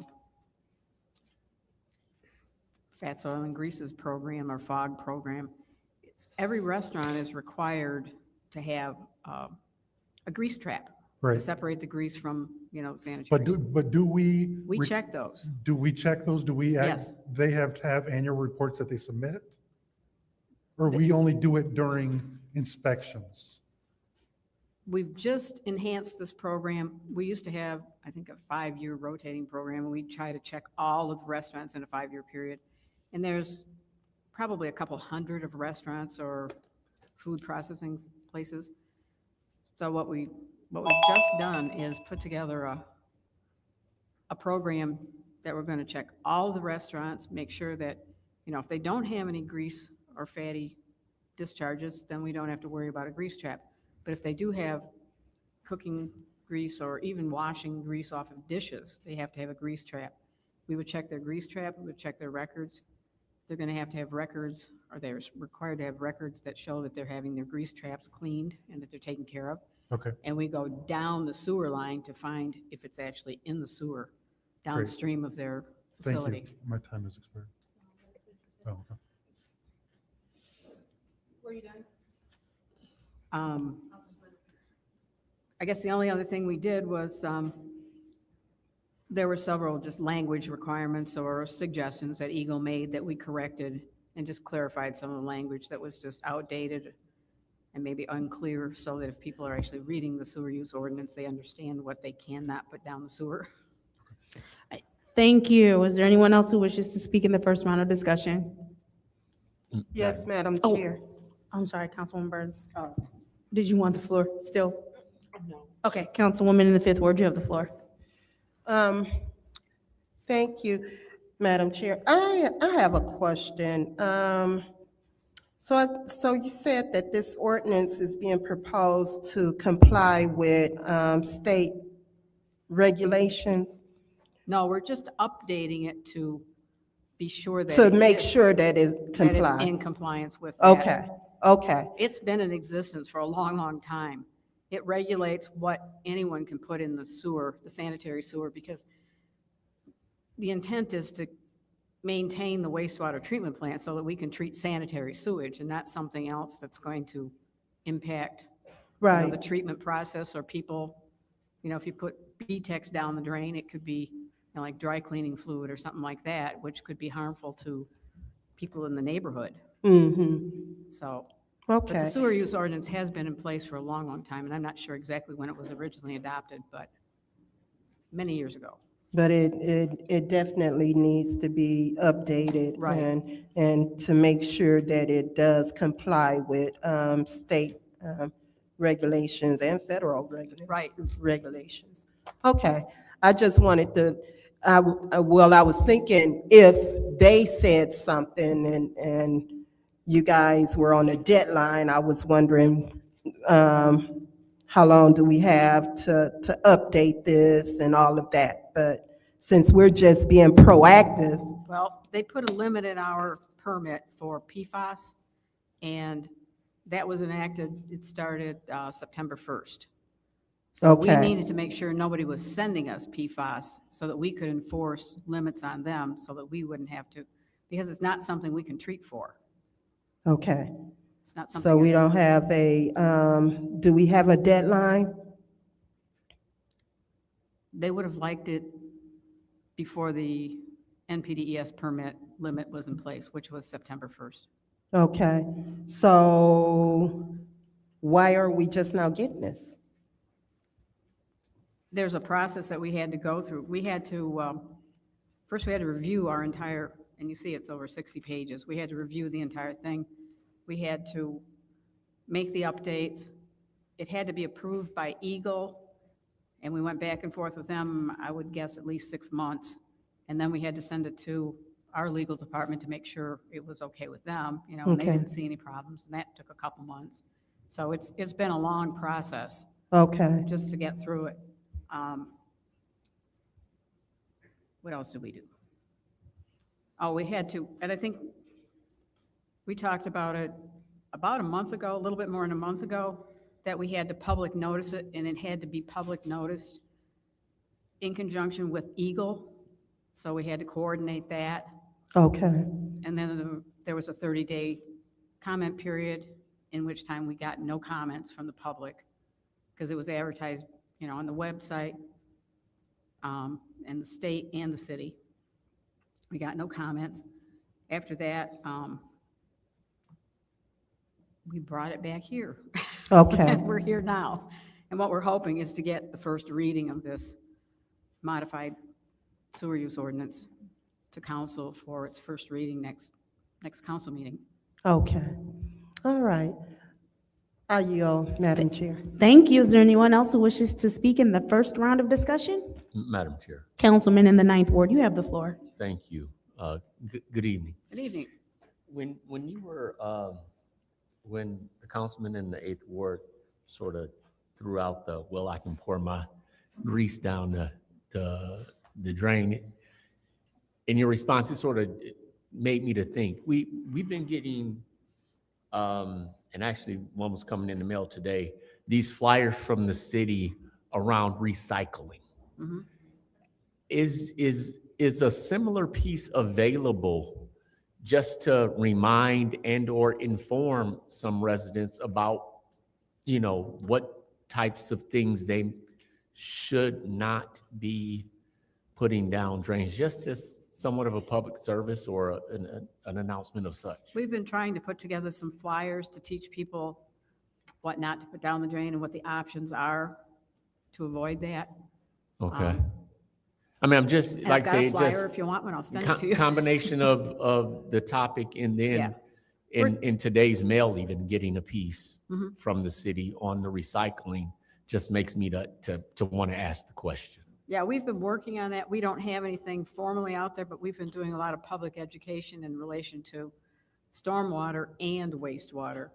So we've been meeting with groups of children. We've attended a lot of, public events and handing out flyers and talking to people about it. We've got some little cards, we've got some flyers, things like that. And then we try to make ourselves available to answer questions if anybody has any. Okay, thank you. I yield. Thank you. Is there anyone else who would like the floor in the first round of discussion? Madam Chair, Councilwoman in the 6th Ward, you have the floor. thank you. Hi, Ms. Bass. Hi there. Quick question. One, and maybe, what is that big flame that you see over? It's huge. You'll hear a whole lot more about that. What we do is we digest the solid waste that comes from treating the wastewater, and then we add some organic materials to it, to some substrates that we actually pay to take, and add those to our digesters. And digesters work like your gut does, and it breaks down organic material. And if you've ever eaten bean soup, you know what happens. It creates methane gas. And the methane gas we capture in a partnership with BioWorks. We run engines that then run generators. They generate electricity, which we use to power. So we're a still portion of the selling our plant. solid waste? So it's disposal of solid waste. What it does is reduces the volume of solid waste that we have to dispose of. So it Okay. breaks it down. And the flame is the excess methane gas. It's a big flame. And we have plans for it. Okay. My other question is your department properly staffed? Yes. Okay, because, so what's generally the holdup with getting everything to us past the deadlines? Is it just, where is it getting bottlenecked at? I think this is the only thing that was slowed down. Like I said, it was a long process just to get it done. We had to go through, if you've ever tried to get anything done with the state. I know They from tell in you- City Hall, from floor to floor, it can take Yeah. you a minute. So- They tell you, you have to submit something by a particular date, and then you don't hear from them for 6 months. And that's not unusual. Sometimes it's longer than that. Yeah. So it just took a long time to, iron it all out and make sure everybody was happy with the language. Okay, thank you. You're welcome. Thank you. Is there anyone else who wishes, I'm sorry, were you yielding? Oh, I yield. Okay. Yes. Is there anyone else who wishes to speak in the first round of discussion? Seeing as how there is no one else who wishes to speak in the first round of discussion, we'll move to the second round of discussion. Is there anyone who wishes to speak in the second round of discussion? Seeing as how there's no one who wishes to speak in the second round of discussion, this is the roll call vote to send Resolution 260001, Code Amendment Ordinance Chapter 46, Wastewater Disposal Regulations to Council. Thank you, Ms. Best. Roll call, Madam Clerk. Dr. Lewis? Yes. Ms. Johnson? Yes. Ms. Priestley? Yes. Ms. Winfrey Carter? Yes. Ms. Burns? Yes. Ms. Mashat? Yes. Mr. Pfeiffer? Yes. Mr. Jarrett? Yes. Mr. Alamin? Yes. Vote is 9 yes, 0 no. The vote is 9 yes, 0 no. Resolution 260001, Code Amendment Ordinance Chapter 46, Wastewater Disposal Regulations will move to council. Our last agenda item for this meeting, 260006, Code Amendment Ordinance Chapter 50, Zoning Sign Regulations, Political Signs. What is the pleasure of the body? Madam Chair, Councilwoman in the 4th Ward. send to council. There is a motion to send to council by the councilwoman in the 4th Ward. Is there support? Supported by the councilman in the 1st Ward. Is there discussion? Madam Chair. Councilman in the 8th Ward, you have the floor. I was told by the city attorney that we were supposed to pull this. Is that through you to the city attorney?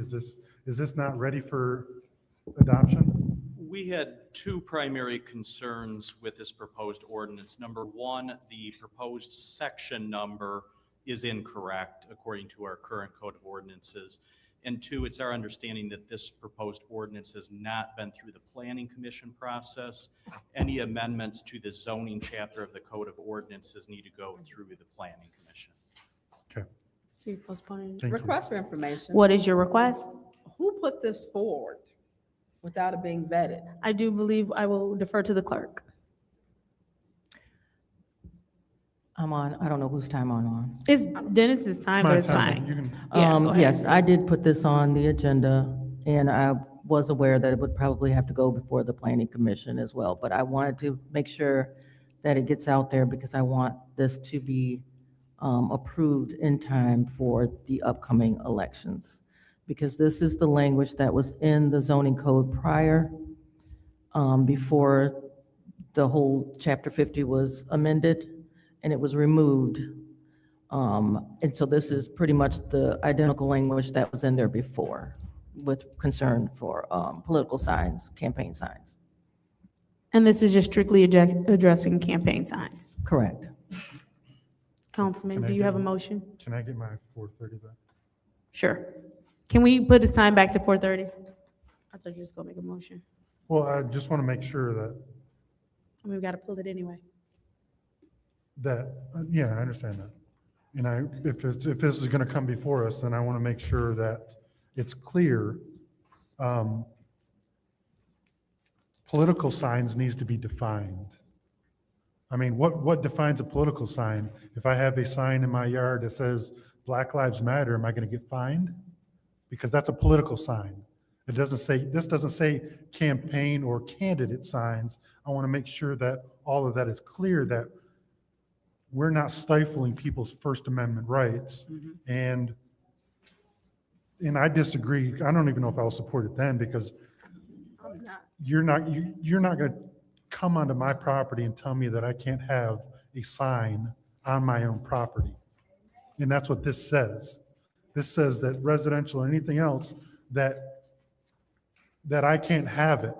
And if it's my property, I'll paint my damn garage door that says RL for council. I don't care, because you're not going to stifle a First Amendment. And that right there, saying that I can't have a sign or I have to take a sign down, especially not being generally specific of what that political sign means, I'll own this damn city, because I'll sue the shit out of it, because you're not going to just, and I hope that the city attorney and the city attorney, whoever works with the planning commission, knows that there is First Amendment implications for this. So this is a very tricky and I'm going to say hot topic of stifling First Amendment speech. And there was no way I was ever going to support what's on the agenda tonight. But it has to be hella defined and run through the gamut of political correctness or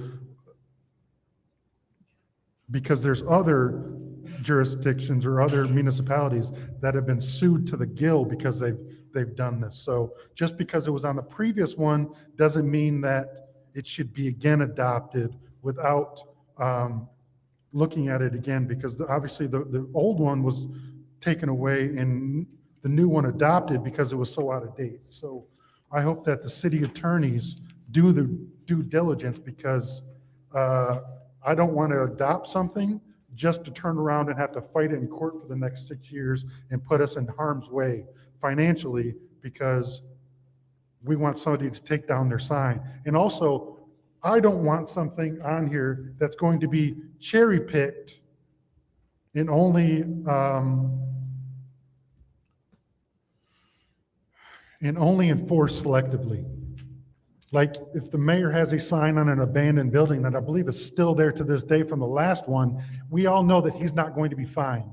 So I'm not going to adopt something that's going to be cherry picked, enforced, and it's going to stifle anybody else's political ambitions or their message or anything else. So I'm just putting it out there. whenever this comes before us, it better be T's crossed, I's dotted, and so on and so forth, because not going to support it anywhere, form, or fashion the way it is worded today. Thank you. Before you, okay, I was gonna say, before y'all make a motion, I would like to speak. Go ahead. And Dennis, I agree with everything that you said, because I'm not in agreement with this, and for many reasons, but when it's coming before us right before a big political season. And so if we're saying we're gonna do, and what is defined as being political? Because there are telephone poles which have red signs on it that has Mayor Neely's name on them. Is that political? They're on there in neighborhoods. They're in red and they're attached to the poles. May as well throw trash cans. His name is on everybody's trash can. That's advertised. That's political. And so his name should not be on there, actually. It should not be on there. And they stated that when they told him that you are not supposed to be, you're not supposed to have your name on city property. He didn't purchase those cans. He did not. And so they should not be on there. And so to get this on here, people, it is freedom of speech. He has violated every single time. Matter of fact, we have people with city property with their clothing has his name on it, which is ludicrous to me. His name shouldn't be on that either. And so I'm not, this sign, and I'm agreeing with you, Dennis, probably in a nicer way, but you're very firm with it. And I do want to know about, we already have signs with his face or his name on them, which is city property. So, which I am going to send to you. I will be sending a referral to Attorney Cups, because that needs to be looked at with the trash cans, because the mayor, Tiffany Henyard, that was a problem. And they charged her to say she could not use public funds to put her name everywhere in Dalton as the super mayor. And she did. So I am with you. And I get this is a campaign sign, but what is a political sign? When I'm looking at campaign signs already up, and then if it's going to be on your personal property, people had problems with, the size of signs and where they were located, and it becomes a fight for a sign. This is going to be a very charged political season, without a doubt, coming up.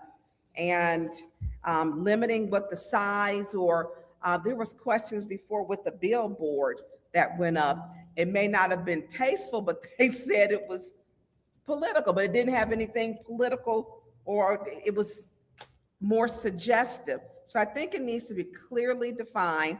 Does it have to say vote for?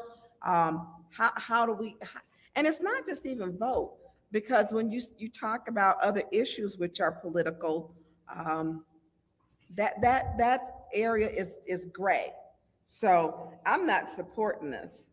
People deserve freedom of speech, and we know that parts of our government say anything that they want to, and they don't care, even if it's offensive. So I'm not supporting this. Thank you, and I yield the floor. Is there anyone else in the first round of discussion? Seeing as how there's no Madam one else Chair. in the first round of discussion. Madam Chair. Well, I'll get you in a second. Seeing as how there's nobody else in the first round of discussion, I do want to take just a little bit of time. Madam Chair. Removal of signs. Yes, ma'am. I know I kept saying Madam Chair. No, but I was I'll wait. already in the middle of my sentence of saying, seeing as how there was no one else, so I will get you Understood. top of the first round. Top of the second. I hear what both of you are saying, but this actually kind of addresses something you said in there about there are signs still affixed to buildings that should have been taken down. This actually addresses removal of signs. The person whose name appears on the political temporary sign shall be responsible for the removal of such sign or notice, and the same shall be removed from the property, private or public, within 20 days after the election for which the political temporary sign was installed. So that does actually answer what you both were saying as far as why are the signs still affixed to the building, regardless of how you feel about whomever's name is on it. This addresses everyone having the responsibility that within 20 days of the election, they have to take it down, because that does appear to be 365 days of advertisement for that person. And so this addresses that, to remove that. I think that there was something else that you all addressed that was in here too that this does address, but this clearly says the earliest time that political temporary signs may be installed is 40 days before an election, and political temporary signs shall be removed within 20 days after an election. So this speaks to temporary political campaign signs, which is the very thing the both of you are saying you guys see around and you're having issues with. So it does address that, and this is to remove them, saying that they can only be up as early as 40 days before and have to be removed within the 20 days. So that's what that's addressing when it's talking about signs. And Madam Clerk, I know that you wanted to speak. Go ahead. You can pause that. Go ahead, Madam Clerk. As I mentioned to Ms. Salvenblatt, because she did have concerns about the nature of this, and I did speak to the attorney's office, and I did want it to be moved to council for discussion, and would then ask the council to postpone indefinitely so that we could address some of those concerns to make sure that it is deliberate in what it is. This is addressing political signs for candidates. We can put the language in there so that it's very specific to certified candidates, and this is what we're talking about for campaigning, because no one should be campaigning before they are certified by the clerk's office as a candidate for any election. So this, we can put in very specific language. This does not address what Mr. Pfeiffer was talking about, where you say any kind of political statement. This is not what this would affect. This is only so-and-so for mayor, so-and-so for council. It's very specific that you're running for a particular office, for governor, whatever it is. And I understand too that you said that, the language that was there before doesn't make it that it should go back, but there were some very specific things that have come up in elections since this language was removed from the zoning code. And that language was removed without any discussion with the clerk at the time. So when we came up with elections, again, people were saying, why are signs allowed on city property? Because they took out all the language that addresses city property. So you can put signs right now outside of City Hall. And to Ms. Burns' concerns about Mr. Neely or Mayor Neely's name and certain things, there are other avenues in the code that address those. Like, for example, the sign that's up and it's been up forever. There is other current language in the code where that can be enforced, but this would specifically address that so that, yes, if it says something political, it needs to be removed. That language was taken out that speaks specifically to political signs, campaigns, however you want to call it. We can make it so that it's very specific to what the intent of this is, which is, because we are in an election time, this is to do with people running for office, not just local office, but state, anything that for the primary election, you have so long to have it up, and after, if you are not a candidate for the general election, then you have so long to remove your signs. These are issues that came up constantly. And when I was asked why I wasn't enforcing it, it's because that language had been removed. There was no enforcement mechanism.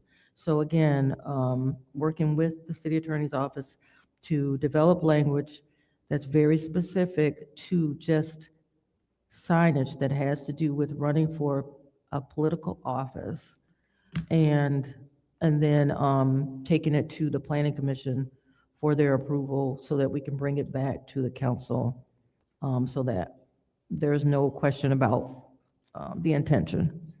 Thank you, Madam Chair. Thank you. I yield my time. We are now on to the second round of discussion. Councilwoman in the second ward, you have the floor. So through you, Madam Chair, to the clerk. So if there is a violation, what happens?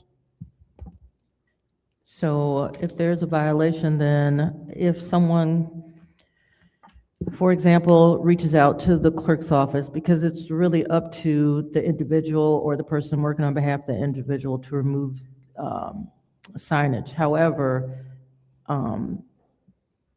if it's brought to our attention, then we can send code enforcement out, because it is a code violation, and we can remove that signage. What usually happens, what happened in the past is we just take it and we put it behind City Hall so that people can come and pick it up. but we have to know what's going on. And then we can have code enforcement follow up with that. Okay, so there's no quote-unquote punishment for leaving your signs out? So if I leave my signs out, code enforcement will come and get it and the problem is solved? So if you leave your signs out, for example, 20 days after an election, after the primary, if you are not moving on to the general election and you have 20 days, yes, we would just remove all the signs. There's really no fees or anything like that. It's just we would reach out and ask that you remove your signage because you're no longer a candidate. This ordinance also allows for someone who is in the primary to continue to leave their signs up through the general election. But yes, after an election is over, 20 days, you have to remove it. There is no mechanism for fees or fines or anything like that. It's just, we would just go and move the signage and put it behind City Hall. Okay, so there's no penalty, that's what I hear. What happened is, if we leave our sign out, you all will go get it and it's done. Correct, that's on public property, not private property. It's public property. But if someone complains, you can't mess with someone else's property. You can't go onto someone's private property and the election's over and remove a sign from somebody else's house. It's not like that. If we have a complaint, we really don't always have a means to, contact the individual. What we would do is contact the person whose name is on that. So I'm sorry, 1 second. Can we keep the time going? Because they are having a back and forth. Thank you. We would contact the candidate and ask them to remove their campaign materials from a particular address or something like that. Because they would have had to ask permission in the first place, or it's a supporter of them, but we would just hope that with the same how they went out and asked people to put their signs up, that they would then, if they are no longer a part of that candidacy, that they would go ahead and remove their signage in the same way. Okay, so I just want to make sure that I'm clear and that I heard you correctly. So if an election is over and if I to leave my sign up, I will not be penalized. You all will go and get it, and that's that. So I don't really have to worry about cleaning up my sign because you would do it if I don't get it, all right? Only if it's on city property. But of course, we're not going to say, oh, you got hundreds of signs out, and you're just going to say, well, we'll just let the city get them. Because again, we can put them behind City Hall, but we could also just dispose of them. Honestly, we're being reasonable and fair to say, here's your property, you can come and get it. But we're talking about 1 or 2 signs is usually the issue. I would hope that a candidate wouldn't just say, you know what, I didn't make it, I'm just gonna leave all my stuff behind. We're talking about on city property. And again, if this passes, it shouldn't even be on city property. But we would hope that people would remove their own signs without having to be told, but that person is going to be responsible. We can also add some kind of, I don't know if that's even possible, but again, working with the legal department to see if there could be some kind of penalty involved for not removing signage well beyond the 20 days after an election, or if it's deliberate and it's like numerous signs. That's something that we could discuss with the legal department. Okay, thank you, Madam Chair. Thank you. Is there anyone else who wishes to speak in the second round of discussion? Madam Chair. Councilman in the 8th Ward. Madam Chair, through you to the clerk. Madam Clerk, I'm confused. So you're saying that even if this passes, we're going to allow somebody to put a sign on city property and you're not going to touch it for 20 days? It shouldn't be there. No, I'm sorry, misspoke. If it's on city property, we're going to remove it. If this passes, it can't be on city property. We would immediately remove that if we know about it. So what signs are you going to remove after 20 days if you're not going to go onto private property? That would be, we would ask the candidate to remove their signs off of private property. We're not going to remove the signs. But if there's no penalty, then we're just going to say you have to remove your signs, but if you don't, We okay. would reach out to the candidate. What we've been doing now is, we've been kind of changing everything that we're doing as far as candidacy goes. So right now, people are picking up packets with their petitions. When they return them and they fill out their affidavit of identity, and technically that's the start of becoming a candidate, we would have information that says this is something that's expected of you so that you understand and know. But like I said, beyond that, without working with the legal department to say if that's even something that we can do, enforce some kind of penalty, I don't know what it would be. I don't know what stipulations. Is it one sign? Is it 20, 100 signs? Who's going to enforce it? How are we going to know?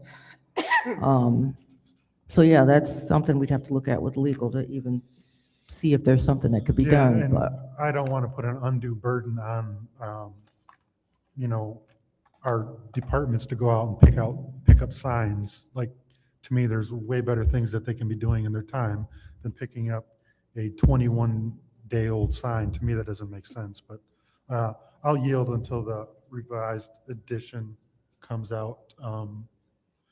There's no other person, then I'll make the motion. Go ahead. Madam Chair, I make the motion to postpone indefinitely. There is a motion to postpone indefinitely. Is there support? Support. It's been moved and properly supported by the councilwoman in the 4th Ward. This is the roll call vote to postpone indefinitely, Resolution 260006 Code Amendment Ordinance, Chapter 50 Zoning Sign Regulation, Political Signs. Roll call, Madam Clerk. Ms. Johnson, Yes. Ms. Priestley, Yes. Ms. Winfrey Carter, Yes. Ms. Burns, Yes. Ms. Shad, Yes. Mr. Pfeiffer, Yes. Mr. Jarrett, Yes. Mr. Alamin, Yes. Dr. Lewis. Yes. The vote is 9 yes, 0 no. The vote is 9 yes, 0 no. That resolution has been postponed indefinitely. Motion to adjourn. There's a motion to adjourn by the councilwoman in the 4th Ward, supported by the councilman in the 8th Ward. Roll call, Madam Clerk. Ms. Priestley, Yes. Ms. Winfrey Carter, Yes. Ms. Burns, Yes. Ms. Mashad, Yes. Mr. Pfeiffer, Yes.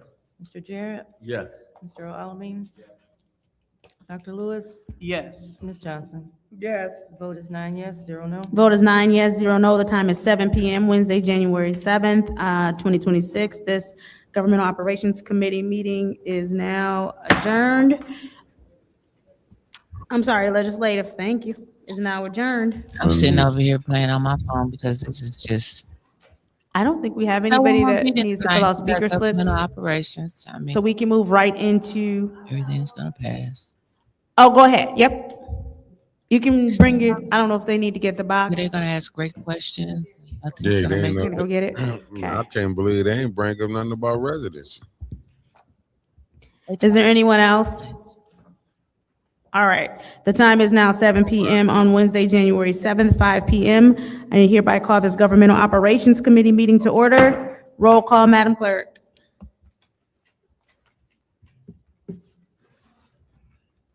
Mr. Alamin is not in. Dr. Lewis, Yes, present. Ms. Johnson, Present. Ms. Priestley, Present. Ms. Winfrey Carter, Present. Ms. Burns, Present. Ms. Mashad, Present.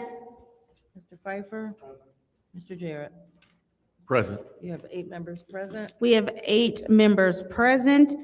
It's now time for the reading of the disorderly persons city code subsection. Any person that persists in disrupting this meeting will be in violation of Flint City Code Section 31-10, disorderly conduct, assault, and battery, and disorderly persons, and will be subject to arrest for a misdemeanor.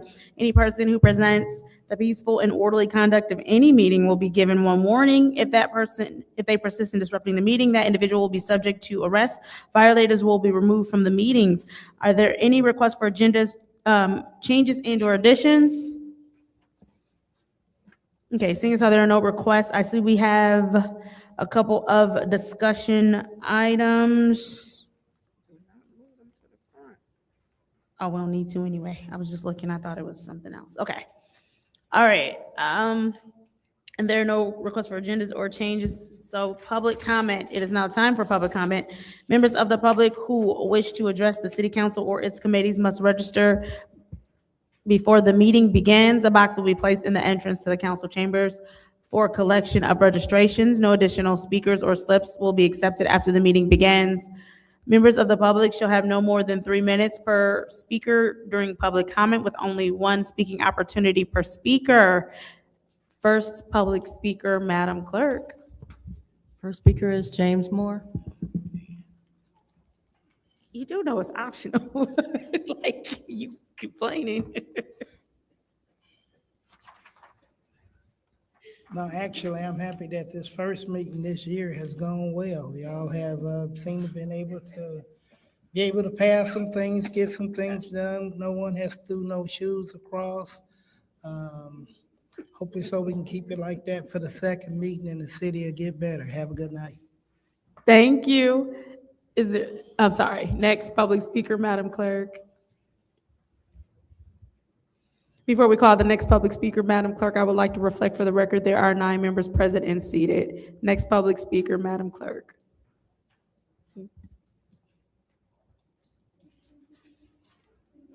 Next speaker is Sarah Houston. I believe she left. M. Young.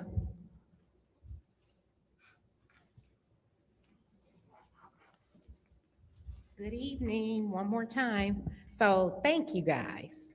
Thank you, every one of you, all 9. Very professional today. I'm proud of you. I knew you could do it. Let's keep doing that in 2026. The collaboration that you guys are having today is very good. I appreciate it. I do have a couple more issues or concerns. We are here, I don't know, how long ago was this remodeled? It was remodeled like 2 years ago, I think, the whole interior. Do we not have the capability to put things on the monitor? You know, if somebody has something to present where we can see it on the monitors? If not, is that something that we can look into? People would like to present things and ideas to you guys sometime and allow the public to see it at the same time that you guys are seeing it. It's just a better form of communication. Let's keep up with the times. Other cities are doing the same thing. Second thing, Sarah Houston left, so I want to also say, let's learn to be inclusive. If you were in those shoes, you would want to be able to hear what's being said about the dollars that you send in every paycheck. I worked with the hearing impaired, and we had a safety issue. He worked outside, and we had a tornado happen, and he didn't hear the siren. And there's nothing you can do. He's out there by himself. He worked by himself out there. There was, nothing we could do at the time, but we came up with a solution. We bought him and others phones that would vibrate for him, and then we could text them back and forth or what have you. So we did something to help him. That's all she's asking you to do, is help the hearing impaired population be able to communicate and listen to what's going on in their city. Help her out. Even getting someone right now until you can get the funds available, we have people that are learning interpretation. Maybe this would be a great way for them to do their work study, what have you. They may not be perfect at it, but let's try something. It's taking too long. What if they show up? They're right down the street. What if a group of them show up? You got to be ready. Thank you again for being professional, and I appreciate the time. Thank you. Next public speaker, Madam Clerk.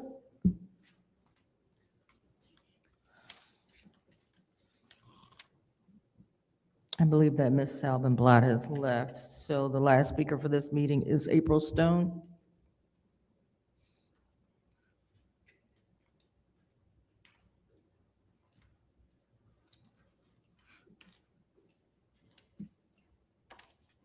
Good evening. I wanted to speak about a lot of things, but how long I got? 3 minutes. Can you bring your mic to your mouth? I think I'm broken. Okay, I'm looking here, I was talking and thinking about that Hamilton Avenue. I worked for Buick and I quit in 96. And when I hired in there was 3 levels under, I hired in the foundry. And the foreman had his Ku Klux Klan bylaws around on one of these things, on the podium. I've never seen so much hatred and prejudice stuff in my life. But the Flint City Hall, you could come down here and you had somebody working. They had something for the people in this city.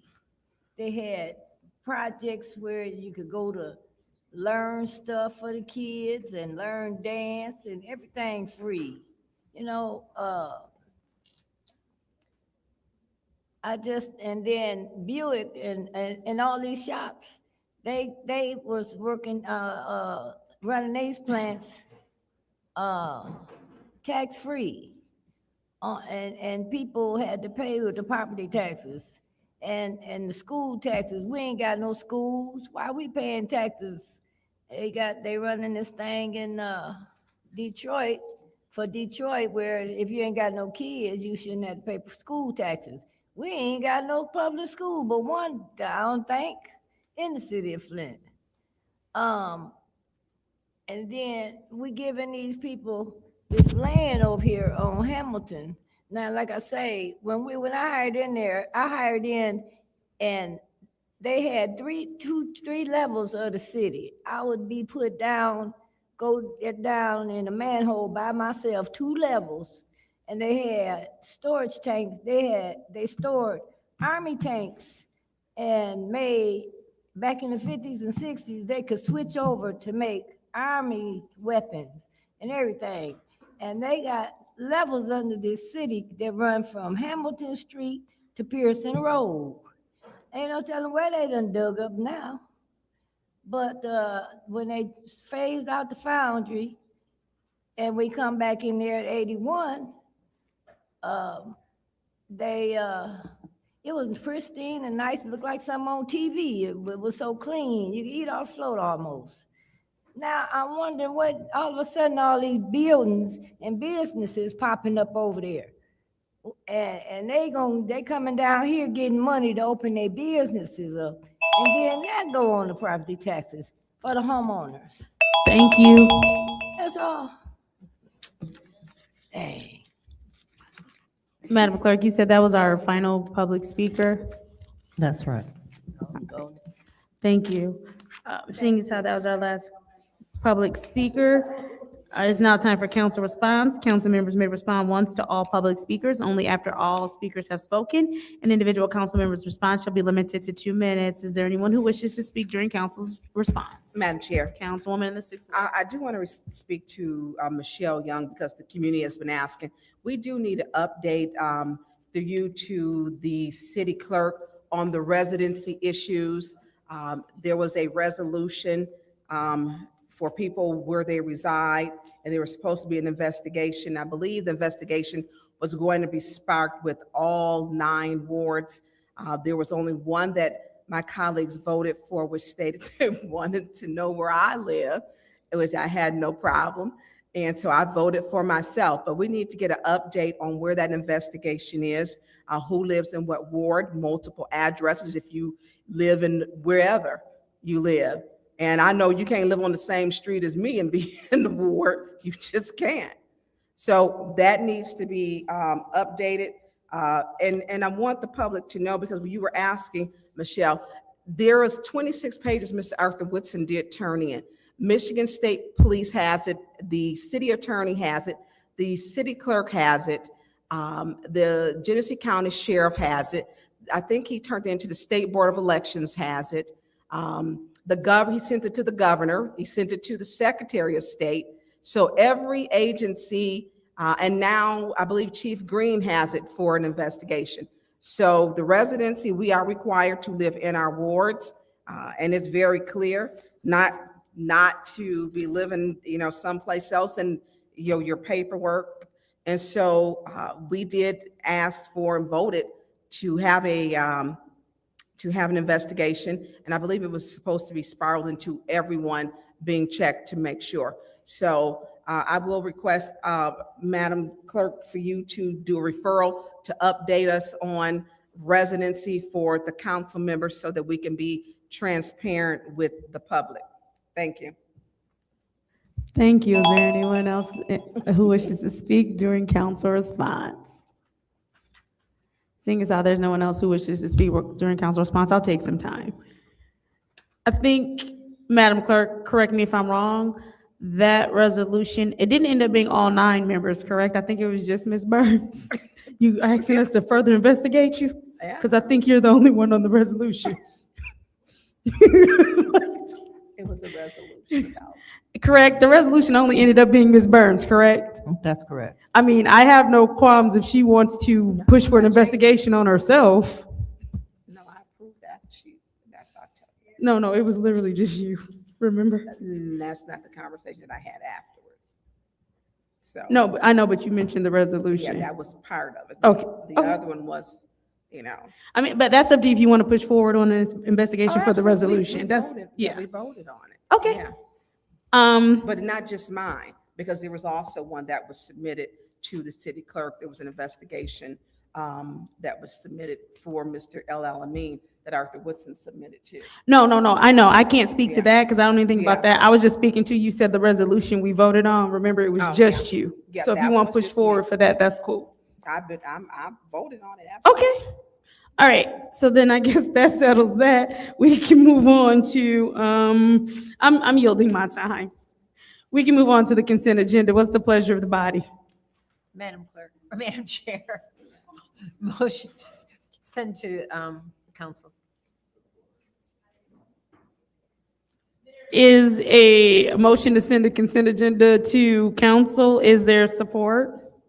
It's been moved and properly supported by the councilman in the first ward. Are there separations? Seeing as how there are no separations, this is the roll call vote to send the entire consent agenda to council. Roll call, Madam Clerk.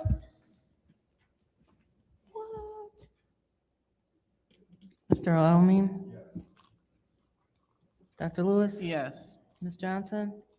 Yes. Ms. Priestley? Yes. Ms. Winfrey Carter? Yes. Ms. Burns? Yes. Ms. Mashat? Yes. Mr. Pfeiffer? Yes. Mr. Jarrett? Yes. Vote is 9 yes, 0 no. The vote is 9 yes, 0 no. The entire consent agenda will go to council. It is now time for our special order discussion items. There is a discussion item, public hearing, removal from the appointment of Ethics and Accountability Board. A discussion item is requested by Council President Lewis concerning the possibility of holding a public hearing for the removal of Brian Larkin from the Ethics and Accountability Board. I will turn this over to Councilwoman Lewis to discuss the removal of Brian Larkin as ordered by her. All right, thank you, Madam Chair. So on September the 30th, 2025, we received a letter from the president of the Ethics and Accountability Board, and they were asking to remove 2 members due to their lack of participation, resulting from the extended absence issues. And one of the people already resigned, and the last person is Mr. Brian Larkin, who is the mayor's appointee. And this stated that Mr. Larkin has not attended a meeting of the Ethics and Accountability Board since February 11, 2025. So that'll make it almost a year. And in the letter states that his removal will create an opportunity for the mayor to appoint a new member who will faithfully fulfill the duties of this position. According to this letter, their prolonged absences have hindered the board's ability to achieve quorum and fulfill its oversight responsibilities as maintained by the city charter. And the charter provides the necessary authority in section 1-603, forfeiture of office and removal for cause, which states, except for the ombudsperson who served at the will of the Ethics Accountability Board and the city attorney, the city council shall declare the forfeiture of the office of any elected officer or appointee and may remove for cause any person appointed to an office for a fixed term. In every case, there shall be a public hearing before the city council with the public notice published in the manner set forth in this charter. A city council member charged with conduct constituting grounds for forfeiture may not participate in the resolution of the charge. So in accordance with this provision, Mr. Larkin have failed to meet his obligation of attendance and is subject to removal for cause. Therefore, I respectfully request the city council take formal action to remove both members from the Ethics and Accountability Board.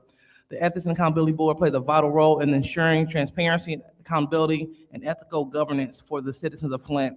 It is essential that every seat be filled by members committed to active participation. Thank you for your prompt attention to this matter. Respectfully submitted, William C. Harris, Jr., the chairman of the Ethics and Accountability Board in the city of Flint.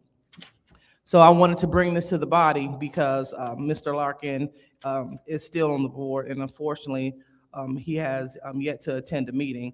And we want to make sure that we are in line with the charter, and this has been a request coming specifically for the board. So I wanted to put it on the table and get the feedback from the body to see what they want the next steps to be. Go ahead, Madam Chair.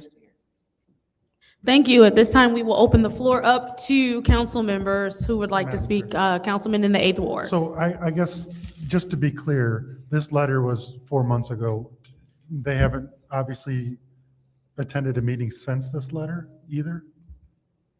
And has anybody reached out to them and say, if you're not going to attend, just resign so we don't have to go through this? Nothing? Dancer has resigned. No, I know that, but this is the Brian Larkin, so he won't even answer the phone to say he's going to resign?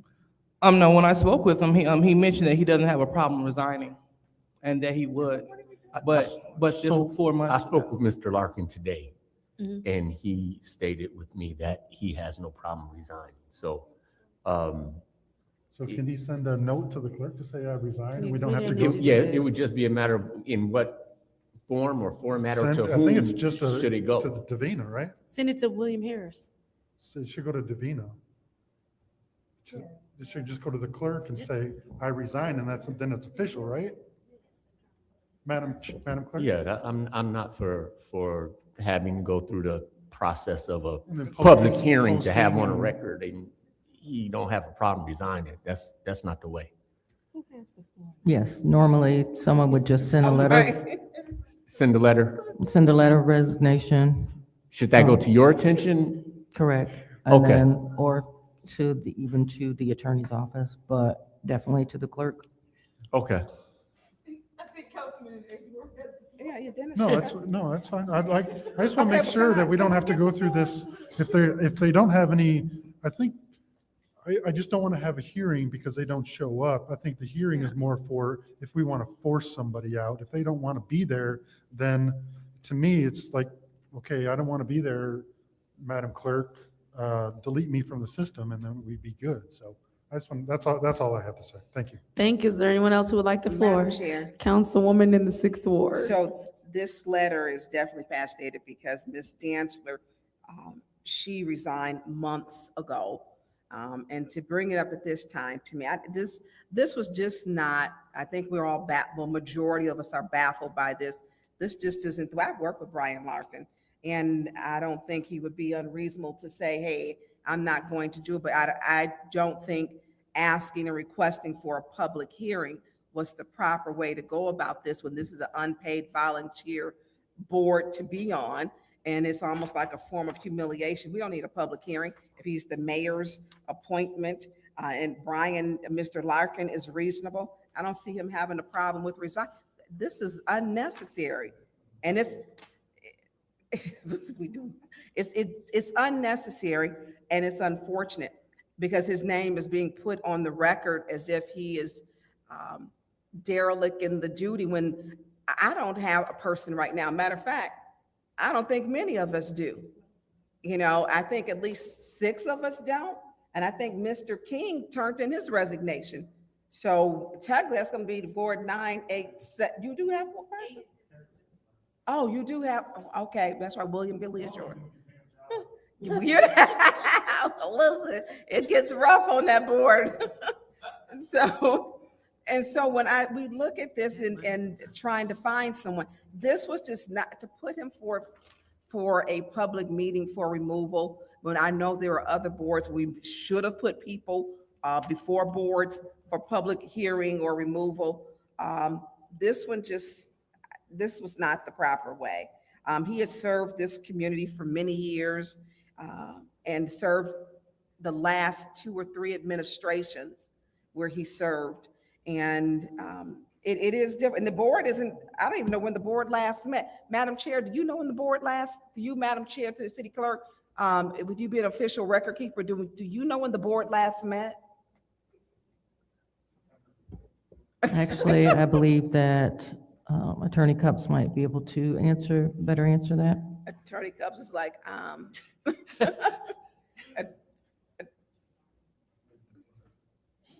maybe when? It may have been when I was there last, when I was at the meeting. So I think that when we look, this was just not he is and it's not as if we don't know who he is. That's the big difference. Hey, Mr. Larkin, you don't want to be on the board anymore? We need you to submit that in writing. And that's just a courtesy. And I don't think he will have wanted his name on our agenda at all. That is very distasteful to have him on our agenda for removal of a board. This is just that, I'm in disagreement with that. But Mr. Jarrett, you said you spoke with him. I believe he's in your board.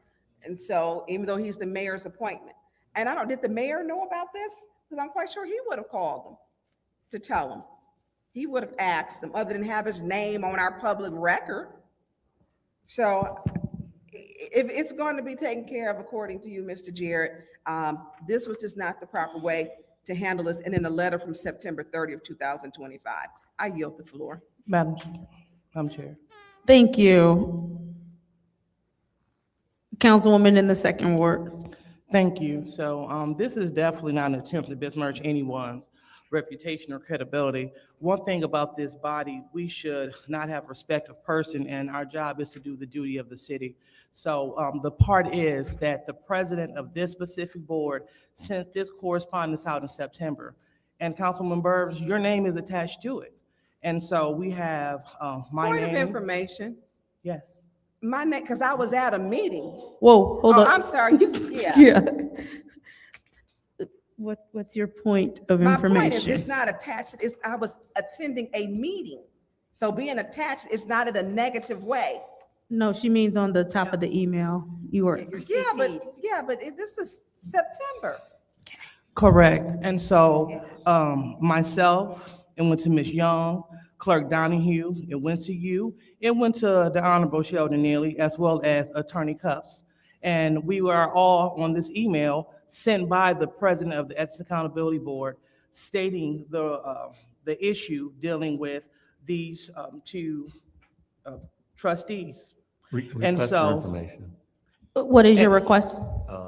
Madam Chair, through you to the speaker, do you know if, because you stated the mayor is on this letter, do you know if he requested a resignation from Mr. Larkin? To my knowledge, no, because he's still on the board. I addressed this in September. I reached out several times. I also submitted a letter to Mayor Neely reminding him of this, and we are still here. So I don't want anyone to take this as if this is any kind of attack. This is just me doing my job as one of the individuals named on this letter, so we can make sure that we have proper staffing for our Ethics and Accountability Board. Again, this isn't personal, not at all. I am just relaying the message. And so Mr. Pfeiffer asked, did anyone speak to them? Absolutely, I did.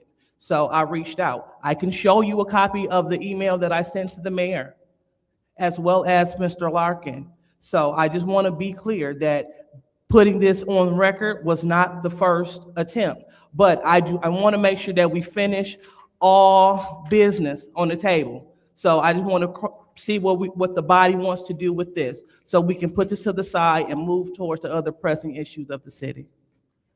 Thank you, Madam Chair. Is there anyone else who would like the floor? Madam Chair. Councilwoman in the fourth ward.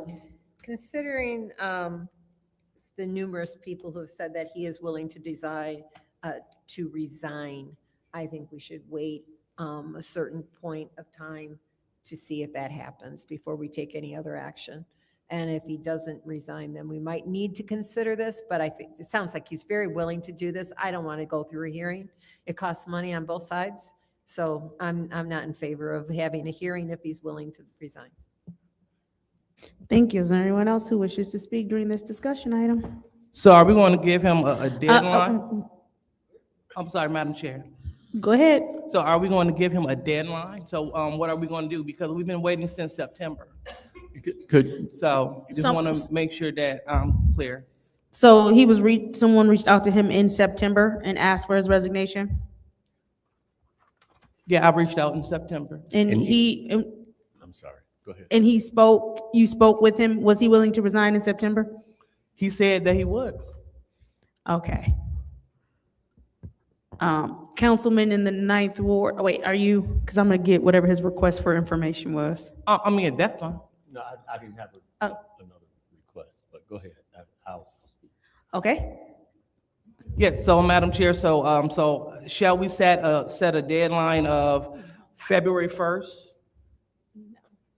So hopefully, I mean, that'll just give him enough time to make a phone call, shoot a quick email, make a trip up to City Hall, just to get this cleared so we can move on. Request for information. What is your request? So his would not be the only one in limbo right now, who has, Mr. Joe King turned in his. So should we be asking him, what is his intentions also if we're cleaning everything up? Mr. Joe King he turned in his too. No, he pulled it back though. So what's his status? I don't have any knowledge of Mr. King submitting any kind of resignation. I just know specifically that the chair of the EAB board sent this, and this is all I know. So if he sent this communication requesting Mr. King, I'll be totally for it. But it sounds like Mr. King is, per you, that he doesn't have a problem submitting his letter of recommendation. He hasn't submitted his. So shall we make it like a February the 1st deadline to give him time? So before we do that, Councilman in 9th ward, go ahead. I agree with what I believe the councilwoman in the 6th ward said, that already to show on a resolution or to as a discussion item, to have your name on an agenda to talk about a public hearing for this board or any board where you're volunteering on, where between the council president, between the mayor, between the chair of the board itself, we have no documentation that any of those parties reached out to him and asked for resignation before we got here. So at this point, and like I say, I've spoken to him over the phone and since in this meeting via text. No problem sending a letter of resignation to you, Clerk Donahue. I expect him to do it within the next couple of days, but that we are having this discussion on his name in a public meeting, I believe is, to say beyond unfair, I don't even know if that's light. I think there was a different way. I think that there was a better way. And I think that there are those that are listed in this communication that we received a copy of from back in September. Wait, hold one moment, so you can get go ahead, thank you. Make a motion to add 5-minute discussion time. Is there support? Support. Is moved and properly supported. Roll call, Madam Clerk, to add 5 minutes of discussion. That motion was made by the councilwoman in the 4th ward and supported by the councilwoman in the 6th ward. Dr. Lewis? Yes. Ms. Johnson? Yes. Ms. Priestley? Yes. Ms. Winfrey Carter? Yes. Ms. Burns? Yes. Ms. Mashat? Yes. Mr. Pfeiffer? Mr. Jarrett? Yes. Mr. Alamin is not in. The vote is 8 yes, 0 no. The vote is 8 yes, 0 no. We will add another 5 minutes of discussion. Councilman in the ninth ward, please continue. I am in favor of time for resolution. What I would add to building in a number of days or weeks is from one of the parties to whom Mr. Harris sent his communication, that we have documentation to support that hereafter, after today's meeting, there is communication with Mr. Larkin in request of the resignation of this Ethics and Accountability Board. And not to put it on a, maybe he got a text message from Councilman Jarrett, or maybe he listened to the meeting tonight, or maybe somebody called him and said, I heard your name talked about at the meeting, but there's a direct communication with him with regard to this that has set stale for upwards of 3 months here now, October, November, December, and to go back into, to understand what's in this letter that goes back to February of 25. It feels like a lot of foot drag, and then all of a sudden now we want to bring it to a public forum, and I'm not in agreement with that. I yield. Thank you. Is there anyone else who wishes to speak? Councilwoman Burns. I'm not putting a deadline on it. Not when I know there's problems with that housing commission and they've sent letters and requesting and other things. I will not give a deadline. He's professional enough to where he will respond. And I'm not doing that. And we shouldn't even be bringing his name up. We have more pressing issues than him being on the board, because he has not, I'm just, no. So I'm not putting a deadline. I'm not giving them 30 days, 90 days. I don't even know if they have enough people to even meet on the board. And so, we talk, and we can't, it's difficult to get people to want to be on the board. This letter is back in September. So it's unfortunate.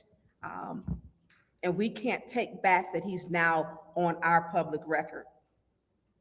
I don't like that. I do not. So he's going to take care of it. Brian is a very on-time person. He will take care of it. I've worked with him. I respect his work. And I know he will take care of it. And it will probably be done tonight.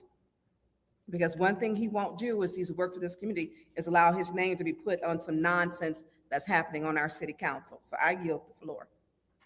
Thank you. Is there anyone else who wishes to speak to this discussion item?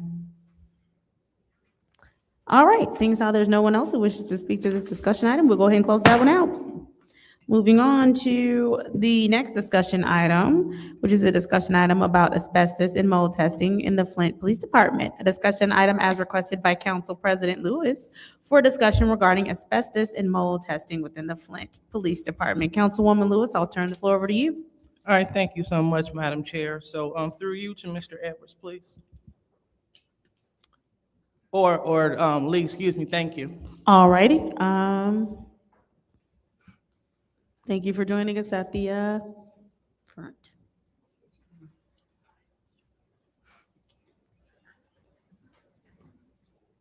She's so full of shit. Yes, it is. Hey. Okay, Mr. Osborne, so I was. Councilwoman in the second ward.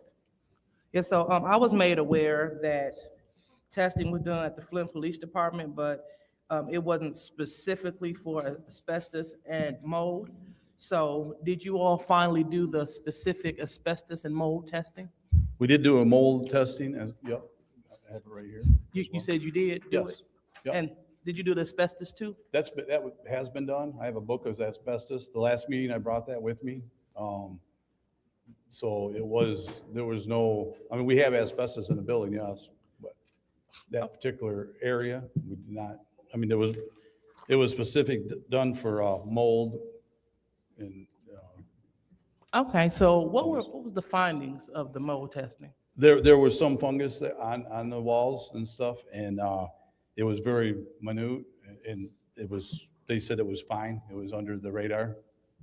So like I said, there is I mean, I have one right here if you'd like to see it, but Okay, is it possible for you to? email Yeah, it or something. yeah. Yeah, we get that. I'll get it to Davina and she can get it to you guys. Okay, because I know that that the air quality was an issue that council was looking into. Yeah. And was some wallpaper removed? Yep. And the mold spores was behind the wallpaper? Correct.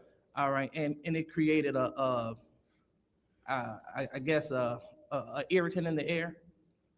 That's what they said, but Okay. I mean, when they did the air quality, there was, like I said, there was nothing found. I mean, we took it off, I sealed it, I called for the inspection, they inspected it. They said that it was, wasn't out of control or anything.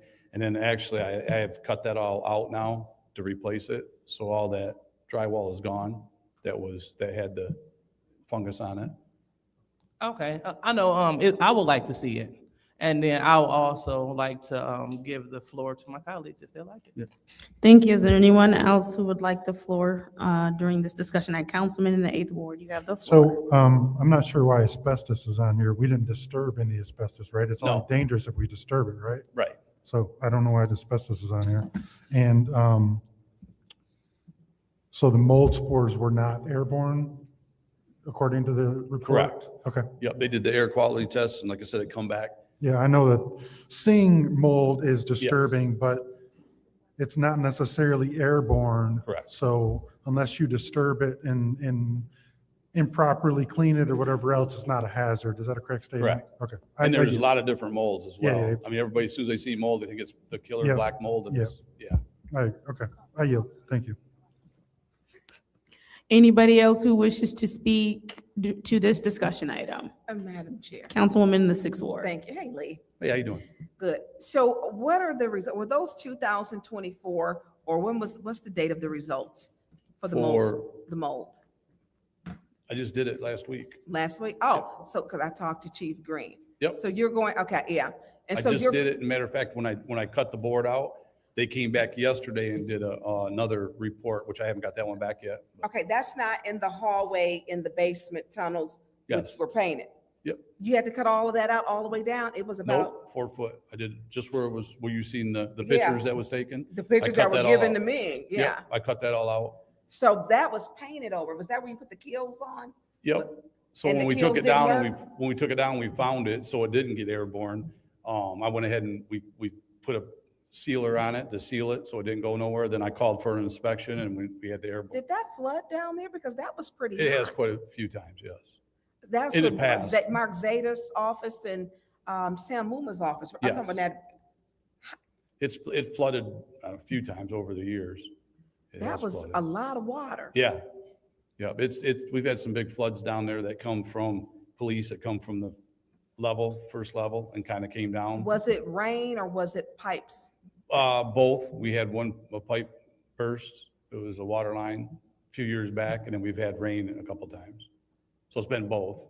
Okay, and so you're going to send us a copy of those. Absolutely. I appreciate that. Yep. Because when that was brought to my attention, I spoke with you and I spoke to Chief Green. I am the one who put the resolution up Yep. to make sure that we test, because I want to make sure that as our police officers are out there working, that they can at least come to a safe and clean environment and healthy environment where you can breathe the air. Yep. But I know there were some issues, and then Dennis, one of the things with asbestos was some of the pipes were disturbed in the original resolution, and I'll send you the pictures.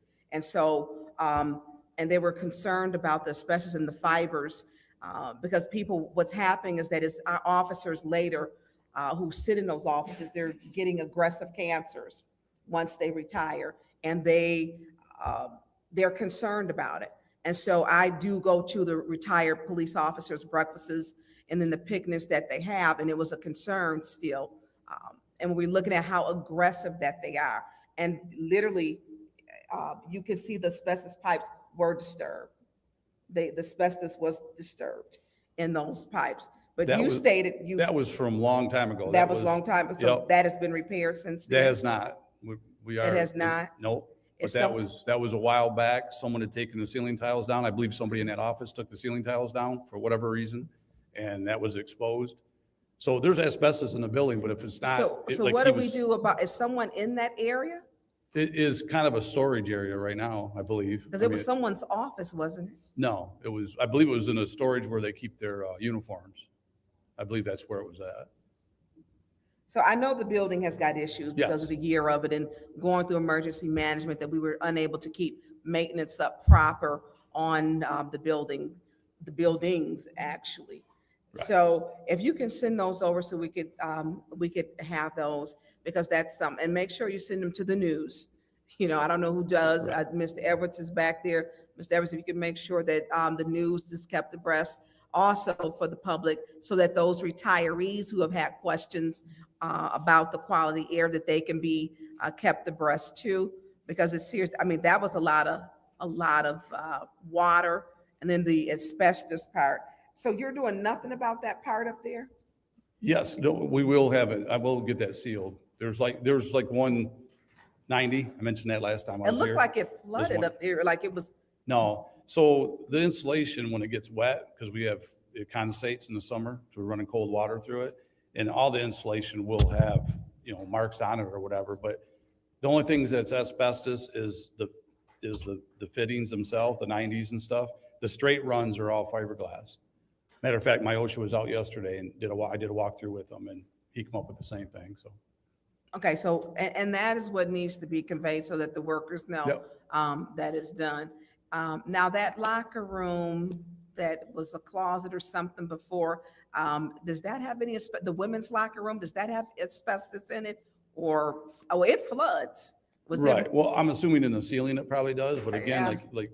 like Ms. Pfeiffer said, if you don't disturb it, it is, When do you start on the ladies' locker room that floods? we're going about that right now. We're getting the contractors That's and like everything 4 else. different times. Yep. The women officers deserve. Yep.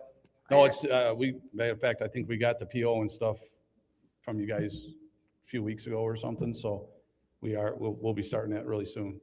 Probably next month, probably, is what we're And looking so at. we should look for something to be coming up here. Yep, Okay. yep. The You get- ladies' locker room that floods. Yeah, you guys already Did we approved approve that. that Yep, not to exceed like 50 grand or something, if I believe. That's already approved. We just got the. 50 grand for the way that looks? Yep, yeah, I believe that's what it was. I don't remember, but Yeah. it was new lockers and, redoing it. That's what I believe it was. I'm gonna have to go back to look at that one. Okay. Yep, it was approved. Okay. Thank you. Yep. Is there anyone else who wishes to speak during this discussion item? Seeing as how there's no one else, thank you, Lee. All right, We will thank go you. ahead and close out this discussion item. Moving on to our final discussion item of the evening, a discussion item, public access. Discussion item as requested by Council President Lewis to allow for a public access update. Thank you, Madam Chair. So through you, can we bring Mr. Paul Herring to the lectern? Whoa, really quickly, can you give some information on this particular item? Sure. So we have an issue with our public access. So for the residents that are dependent on Channel 17 to watch the council meetings, they're not able to do so. And Mr. Herring, he is here to speak on that.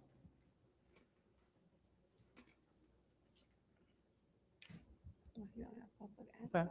All right. So through you, Madam Chair, to Mr. Herring, could you please approach the lectern? Good evening, council. Wow, it's been a while. It has been a while. I have some paperwork that I'd like to hand out. Should I give it to Davina?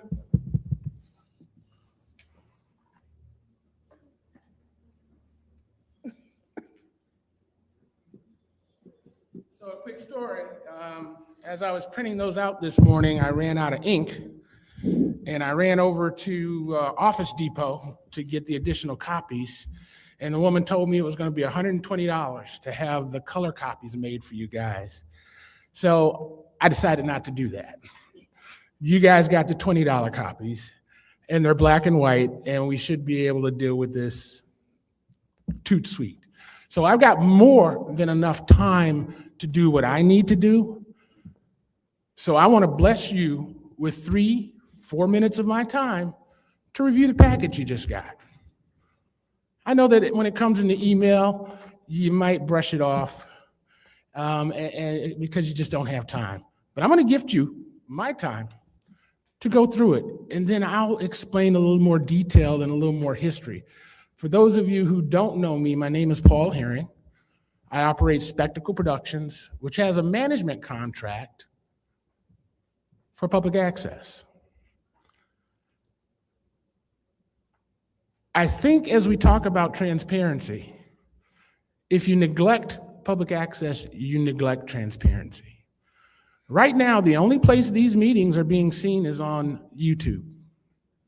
Only 30% of the city of Flint is online. 98% have cable. So you're kind of missing your mark by just shooting your shot on YouTube. Most people will pay for cable before they'll go to a movie. They can watch that cable every day from their living room, from their house. It's entertainment, and it's a distraction, and it's an escape. They pay their cable bills. I also operate WFOV 92.1 LP FM Flint. It's our low-power FM radio station, designed to be a conduit for this exact thing, designed to be the voice of this chamber to the community. It's free. You don't have to pay a subscription to listen to the radio. You have to pay to be on the internet. You have to pay to watch on channel 17. The radio station is free. So those of you who don't know me, I, for 30 years, broadcast these meetings on Fact Channel 17. That's what my contract was. My contract was to broadcast on Fact 17. When I tried to get a hearing impaired interpreter, when I tried to move you guys to the internet, I was turned down. So my company, Spectacle Productions, started broadcasting you guys on YouTube. Without compensation, we started broadcasting you on WFOV at our expense. And it was easily justified. I had a contract here at the city to record the city council meetings, and it's kind of a 2-button push to make those other things happen. Unfortunately, that's not the case right now, and the expenses are directly out of my pocket. As of July of this year, Comcast has decided not to add any additional programming to the channel. As of July of this year, they told me that they were fixing the server on the channel. So now I don't know how many of you guys know what a server is, but a server is pretty much a computer. It takes all of 20, 30, 45 minutes to change a server. It could take a day, 2 days, a week to upload to it. But July. I've checked in occasionally, said, what's the status? And he says, it's not a seamless process, Paul, we're working on it. But rest assured, ESPN would not go down since July for a server change. Madam Chair. Councilman in the 8th Ward. I don't see where this is going, Paul. I'm just going to be honest with you. I don't know what ESPN has to do with public access. I'm actually just trying to I'm give you the trying 4 minutes. I'm sorry. I'm trying to give you the 4 minutes Yeah, to speak, and I know I can't stand up here silent. Can we, no offense, but can we just say what you're trying to ask us for and what this is about versus a server? I certainly can. Thank you. But actually, the server is the big part of it. That is the story they're telling me. They're telling me that they cannot play any of the programming that I present to them because they're changing the server.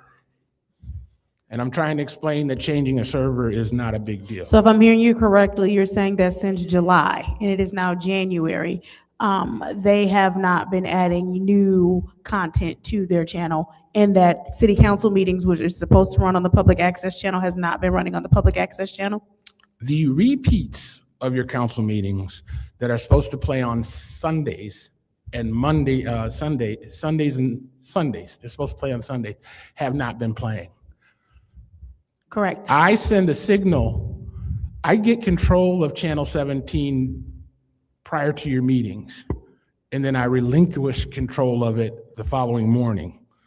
So from 4:30 on a Wednesday till 9 a.m. on Thursday, I have control of the channel. But other than that, nothing else is being allowed to play. And we do that on the Wednesday meetings and the Monday meetings. Thank you, Madam Clerk. I do believe that we had an agreement with Comcast. It was a quite lengthy agreement. It is my understanding that that agreement that we have in place with Comcast, does that end anytime soon? The agreement is a 10-year agreement. It was a 10-year agreement, okay. And it was signed in 2016, so it would expire December of this year. So the agreement it is already lapsed or ended, come to an end, whatever you want to call No, it? it would end at the end of this year, It would end at the end of this year? December of 2026. December of 26. Right. And you said that it was originally signed, a 10-year agreement was originally signed when? 2016. And that was December December of 2016? Correct. Okay. All right. And to your knowledge, some of the things that Mr. Herring is discussing as far as their responsibilities in that said agreement, are those some of the responsibilities or some of the agreements in our contract? There is a section for the PEG channels, the public education government channels. So I do know, and having worked with Mr. Herring through the years, that there was concern that some of the things that are in the contract were not enforced as far as. So there are things that were in the contract that have not been upheld? Correct. Okay. I'm just looking at, like, one of the things is the fees. I do know that this contract says that there will be 0% fees. But yes, there are certain things that are in the current contract that are not being enforced by Comcast. When you or say the city. 0% fees, are those 0% fees tied to something? So 0% fees if this thing is met, or is it just flat 0%? For the PEG fees, not Comcast pays regular percentage that they're supposed to, but just the PEG fee thing stood out to me. But the contract does say that there's a 0% revenue for PEG fees, so I don't know. I'm sorry, what did you just say? So Comcast does pay the regular percentage of fees. We do get that check on a regular basis. So we do get that check? Right. And that check goes where? It comes to the clerk's office, and then it's received by the city into the general fund. Thank you. Okay, proceed. And yeah, so I can do all the council right now so they can see the franchise agreement. It will be need to be renewed. It is generally done by ordinance.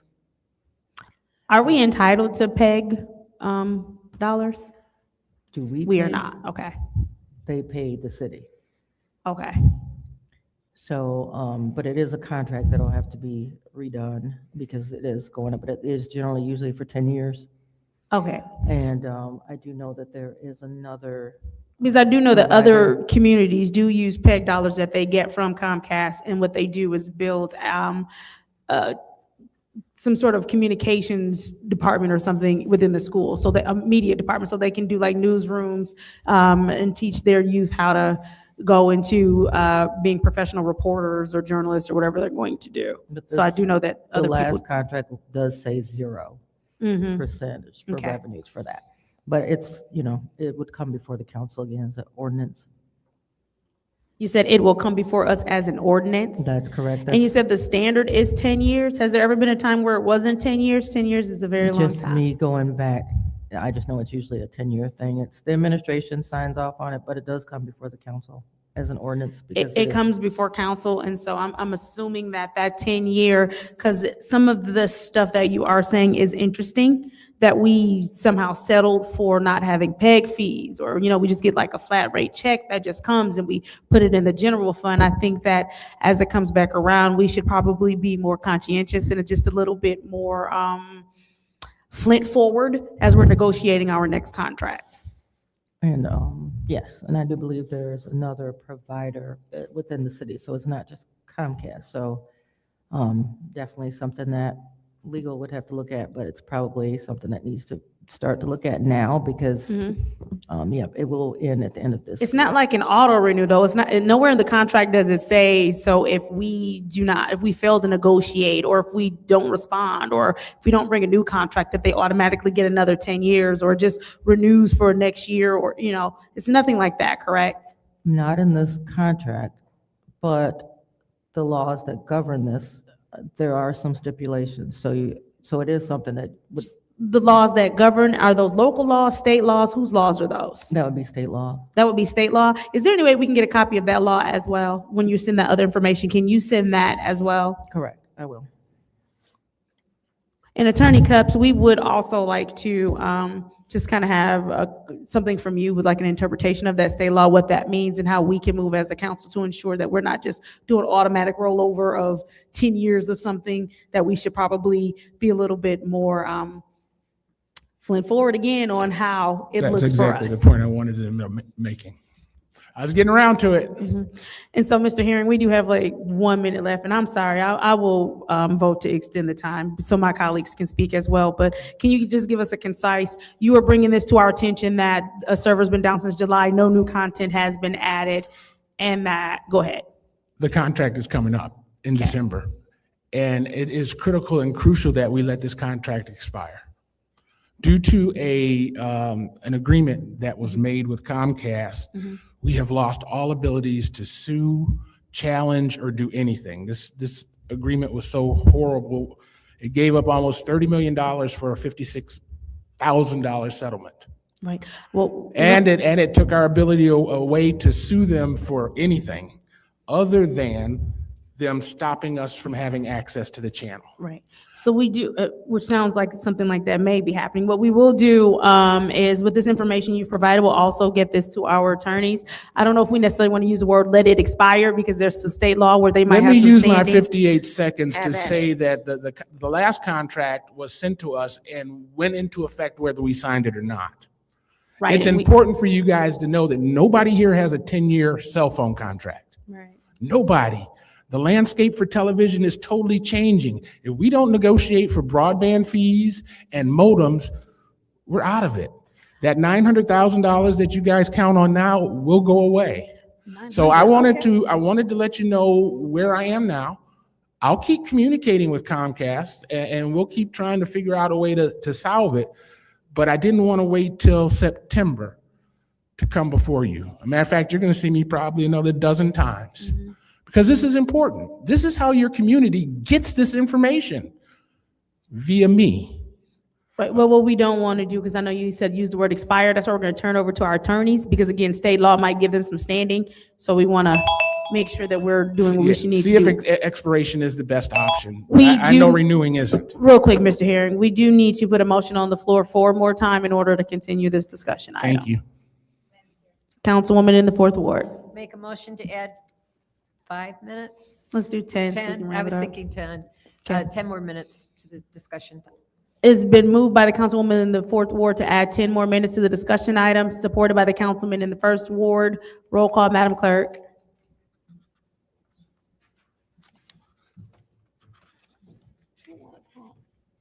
Ms. Johnson? Yes.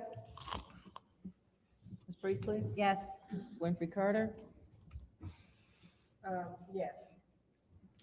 Ms. Burns? Yes. Ms. Mashat? Yes. Mr. Pfeiffer? Mr. Jarrett? Yes. Mr. Alamin? Dr. Lewis? Yes. Vote is 9 yes, 0 no. The vote is 9 yes, 0 no. What I will do is yield the floor for my colleagues because we do have 10 additional minutes, and I feel like I've spoken enough. Madam Chair. Councilwoman in the 6th Ward. Paul, real quick. Mhm. So you are the one operating our feed. Yes and no. Okay, so, I am operating the feed that shows on Channel 17. okay. And so there are no more shows like there used to be the Eric Mays show. Is that still being recycled? You know, it might say, they said they were going to only play what was already there. Well, that was there. So that was there. So they may be rerunning them. Okay. Okay. That's my, thank you. No problem. So there, Is there anyone else who would like the floor? Councilman in the 9th Ward. Thank you. Good evening, sir. Thank you. So if I understand, you're currently still having production on YouTube. Is that correct? Correct. Yep. Okay. And for the YouTube feed, you're currently using cameras that are set in the room. Correct. All right. System that I designed.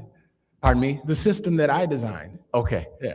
Now, related but not directly to the Comcast portion, and I think you've been here all night, so you've sort of heard us talking about having conversation around interpreters. Yes. And potentially having them or looking to add them in some way. How do you envision being able to accommodate that? It's brilliant. I mean, I liked what the woman said about using the interns at the Michigan School for the Deaf. I mean, for capturing it for video purposes. For capturing, I'd put her in an oval on the screen and here in the room. I'd let her do it from her bedroom or her living room. I wouldn't cost them the expense of coming down. Personally, I'd rather see the students at the Michigan School for the Deaf that are about to graduate come down and get them some on-the-job training hours. So okay, so I guess that's a whole nother option, having them be remote. But I'm talking about if we have that person in the room, how would you accommodate that? I'd probably add another camera to the system. Okay. And I'd add another camera, and I believe the software, and I'm not sure what she finally decided on, but the software should allow for them to do a picture-in-picture, which would allow for an interpreter to be in the lower left-hand corner or a split screen or whatever you wanted to do. So the addition of the camera, that's at what expense? How does that get paid for? Well, it matters. I mean, these cameras are probably $15,000. You don't need that. You just need a little. The eyes only have 3,700 cones in it, and they can only see 3,600K. So anything beyond 3,600K is a waste of money. All right. 4K, 8K, 6K, it's all propaganda. Okay. Thank you. I didn't want to take too much time with that line of question, but I was curious to know how you would envision being able to add that. One of the things, I think the way we've lasted this long is that my contract doesn't require me to provide the hearing impaired stuff, but I want it to. So once you take it out of the municipality's responsibility, the ADA and all that kind of stuff doesn't apply.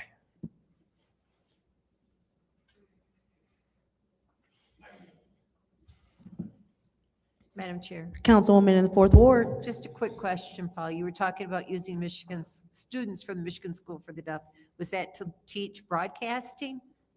No, Or I was mean, that for using to doing sign language interpreting? I wouldn't mind both. You can't, I wouldn't mind both, but for the sign language, I'm thinking that, if you're a junior and you're going into sign language as a You're not profession, going to have that at Michigan School for the Deaf. they just teach the deaf students. They teach the deaf students. It's Gallaudet. It's Gallaudet out of Washington. And you also have to, because it's a legal proceedings type, you have to have certain level of qualifications. The that government you has test to. out. You guys do, but I don't. I can hire anybody to do it. You want to make sure that. I want to make sure. I want to make sure that they're Paul, getting opportunity. Yeah. You want to make sure that whoever does the interpreting is very competent at their job, because that's why there are so many levels and qualifications of interpreters across the state and across the country. Yeah, I would hope that it would be a Where the course court- and they wouldn't be by themselves, that they'd have their teacher or their supervisor or whatever it was necessary to make this an OJT. So I just wanted to let you know that interpreters, you're not going to find them at Michigan School for the Deaf. I mean, the students will not be able to do that because they're there because they are deaf and hard of hearing. So they're not going to be able to interpret if they can't hear the full conversation. Understood. Thank you. Yeah. Well understood. Thank you. Is there anyone else who wishes to speak? Councilwoman in the second ward. Thank you. Mr. Herring, does Channel 17 have closed caption options? I don't know if they spoke to that. Comcast does not close caption to I can close caption my stuff and put the scrolls. I can take a transcript and superimpose it, or I can hire a third-party company. But I don't have those obligations, nor do I care to have that expense. Point of information. What is your point of information? Closed captioning is done by a third party. It's never done by the company. Incorrect. I mean, I can buy software that'll do closed captioning on my computer right now. Okay, thank you. So, because I remember that the sign language interpreter, I think they were saying like it'd be like $160 per person a meeting. So how much would this software cost?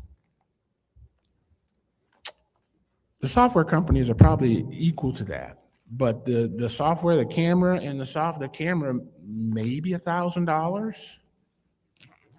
So you said the camera would be $1,000? For you guys to do it, the camera, $1,000. Okay, so we're talking about, closed captioning for our meeting on Channel 17. You said the camera will cost $1,000? No, that's for a hearing an interpreter. That's to have somebody here in front of the camera, doing sign language. That camera would do that. Okay. If I were to do it from my studio right now, they could use their iPhone and they could jack into the feed and be in the lower corner of the whole meeting from their living room. Oh, no, wait a minute. I'm talking about Channel 17, right? This is 17. Okay. Yeah. And so what I'm saying is, like when you're watching the movie and they got the captions on it, so will they be able to go home and from their house, will they be able to look at closed captions of our meeting? No. So there's no way that we can make that happen? Yeah, real expensive. Real expensive to live closed caption. You're talking a couple $1,000 a meeting. A meeting? Especially when you guys go 4 hours. Okay. All right, Yeah. thank you. Thank you. Thank you, Madam Chair. Is there anyone else who wishes to speak to this discussion item? Mr. Herring, finish this out if you would like. Yes, a couple things. We actually have 2 channels in the city of Flint. One was bequeathed to Mott College. So that's a problem. And then the other thing is we're supposed to have a 3rd channel that's supposed to just be dedicated to government operations. So the Public Service Commission meetings, ethics Who's and responsible accountability. for that third, where's that third channel supposed to air? It's supposed to have been turned on for us, and it probably would have been 19. Is But that in our agreement? it is not in the 3rd channel was in the 20-year ago agreement. The one that we're working on now, it was totally wiped out of.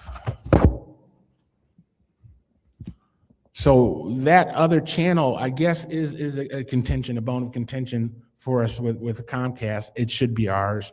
I need to reach out to Mott and find out what kind of experience they're having with their channel, because I don't know who's programming that right now.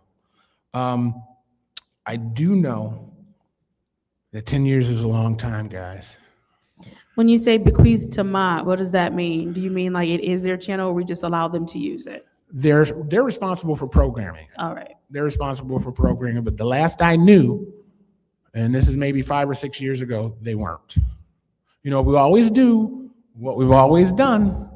We'll always get what we've always gotten. Awesome. 20 seconds. If we want something we've never had before, we got to do something that we've never done before. You're currently in front of us because Channel 17 is important. All right. Thank you. Thank you. Motion to adjourn.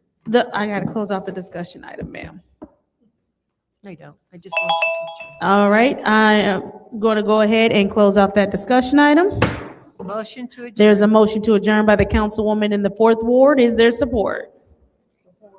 Supported by the councilwoman in the 3rd Ward. Roll call, Madam Clerk.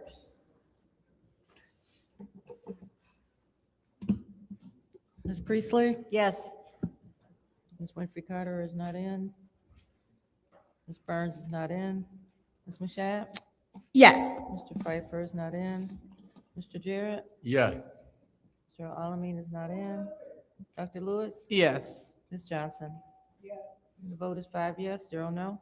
The vote is 5 yes, 0 no. The time is now 8:13 p.m. on January 7th. I call our official first committee, our last committee meeting of today, to adjourned. Yeah.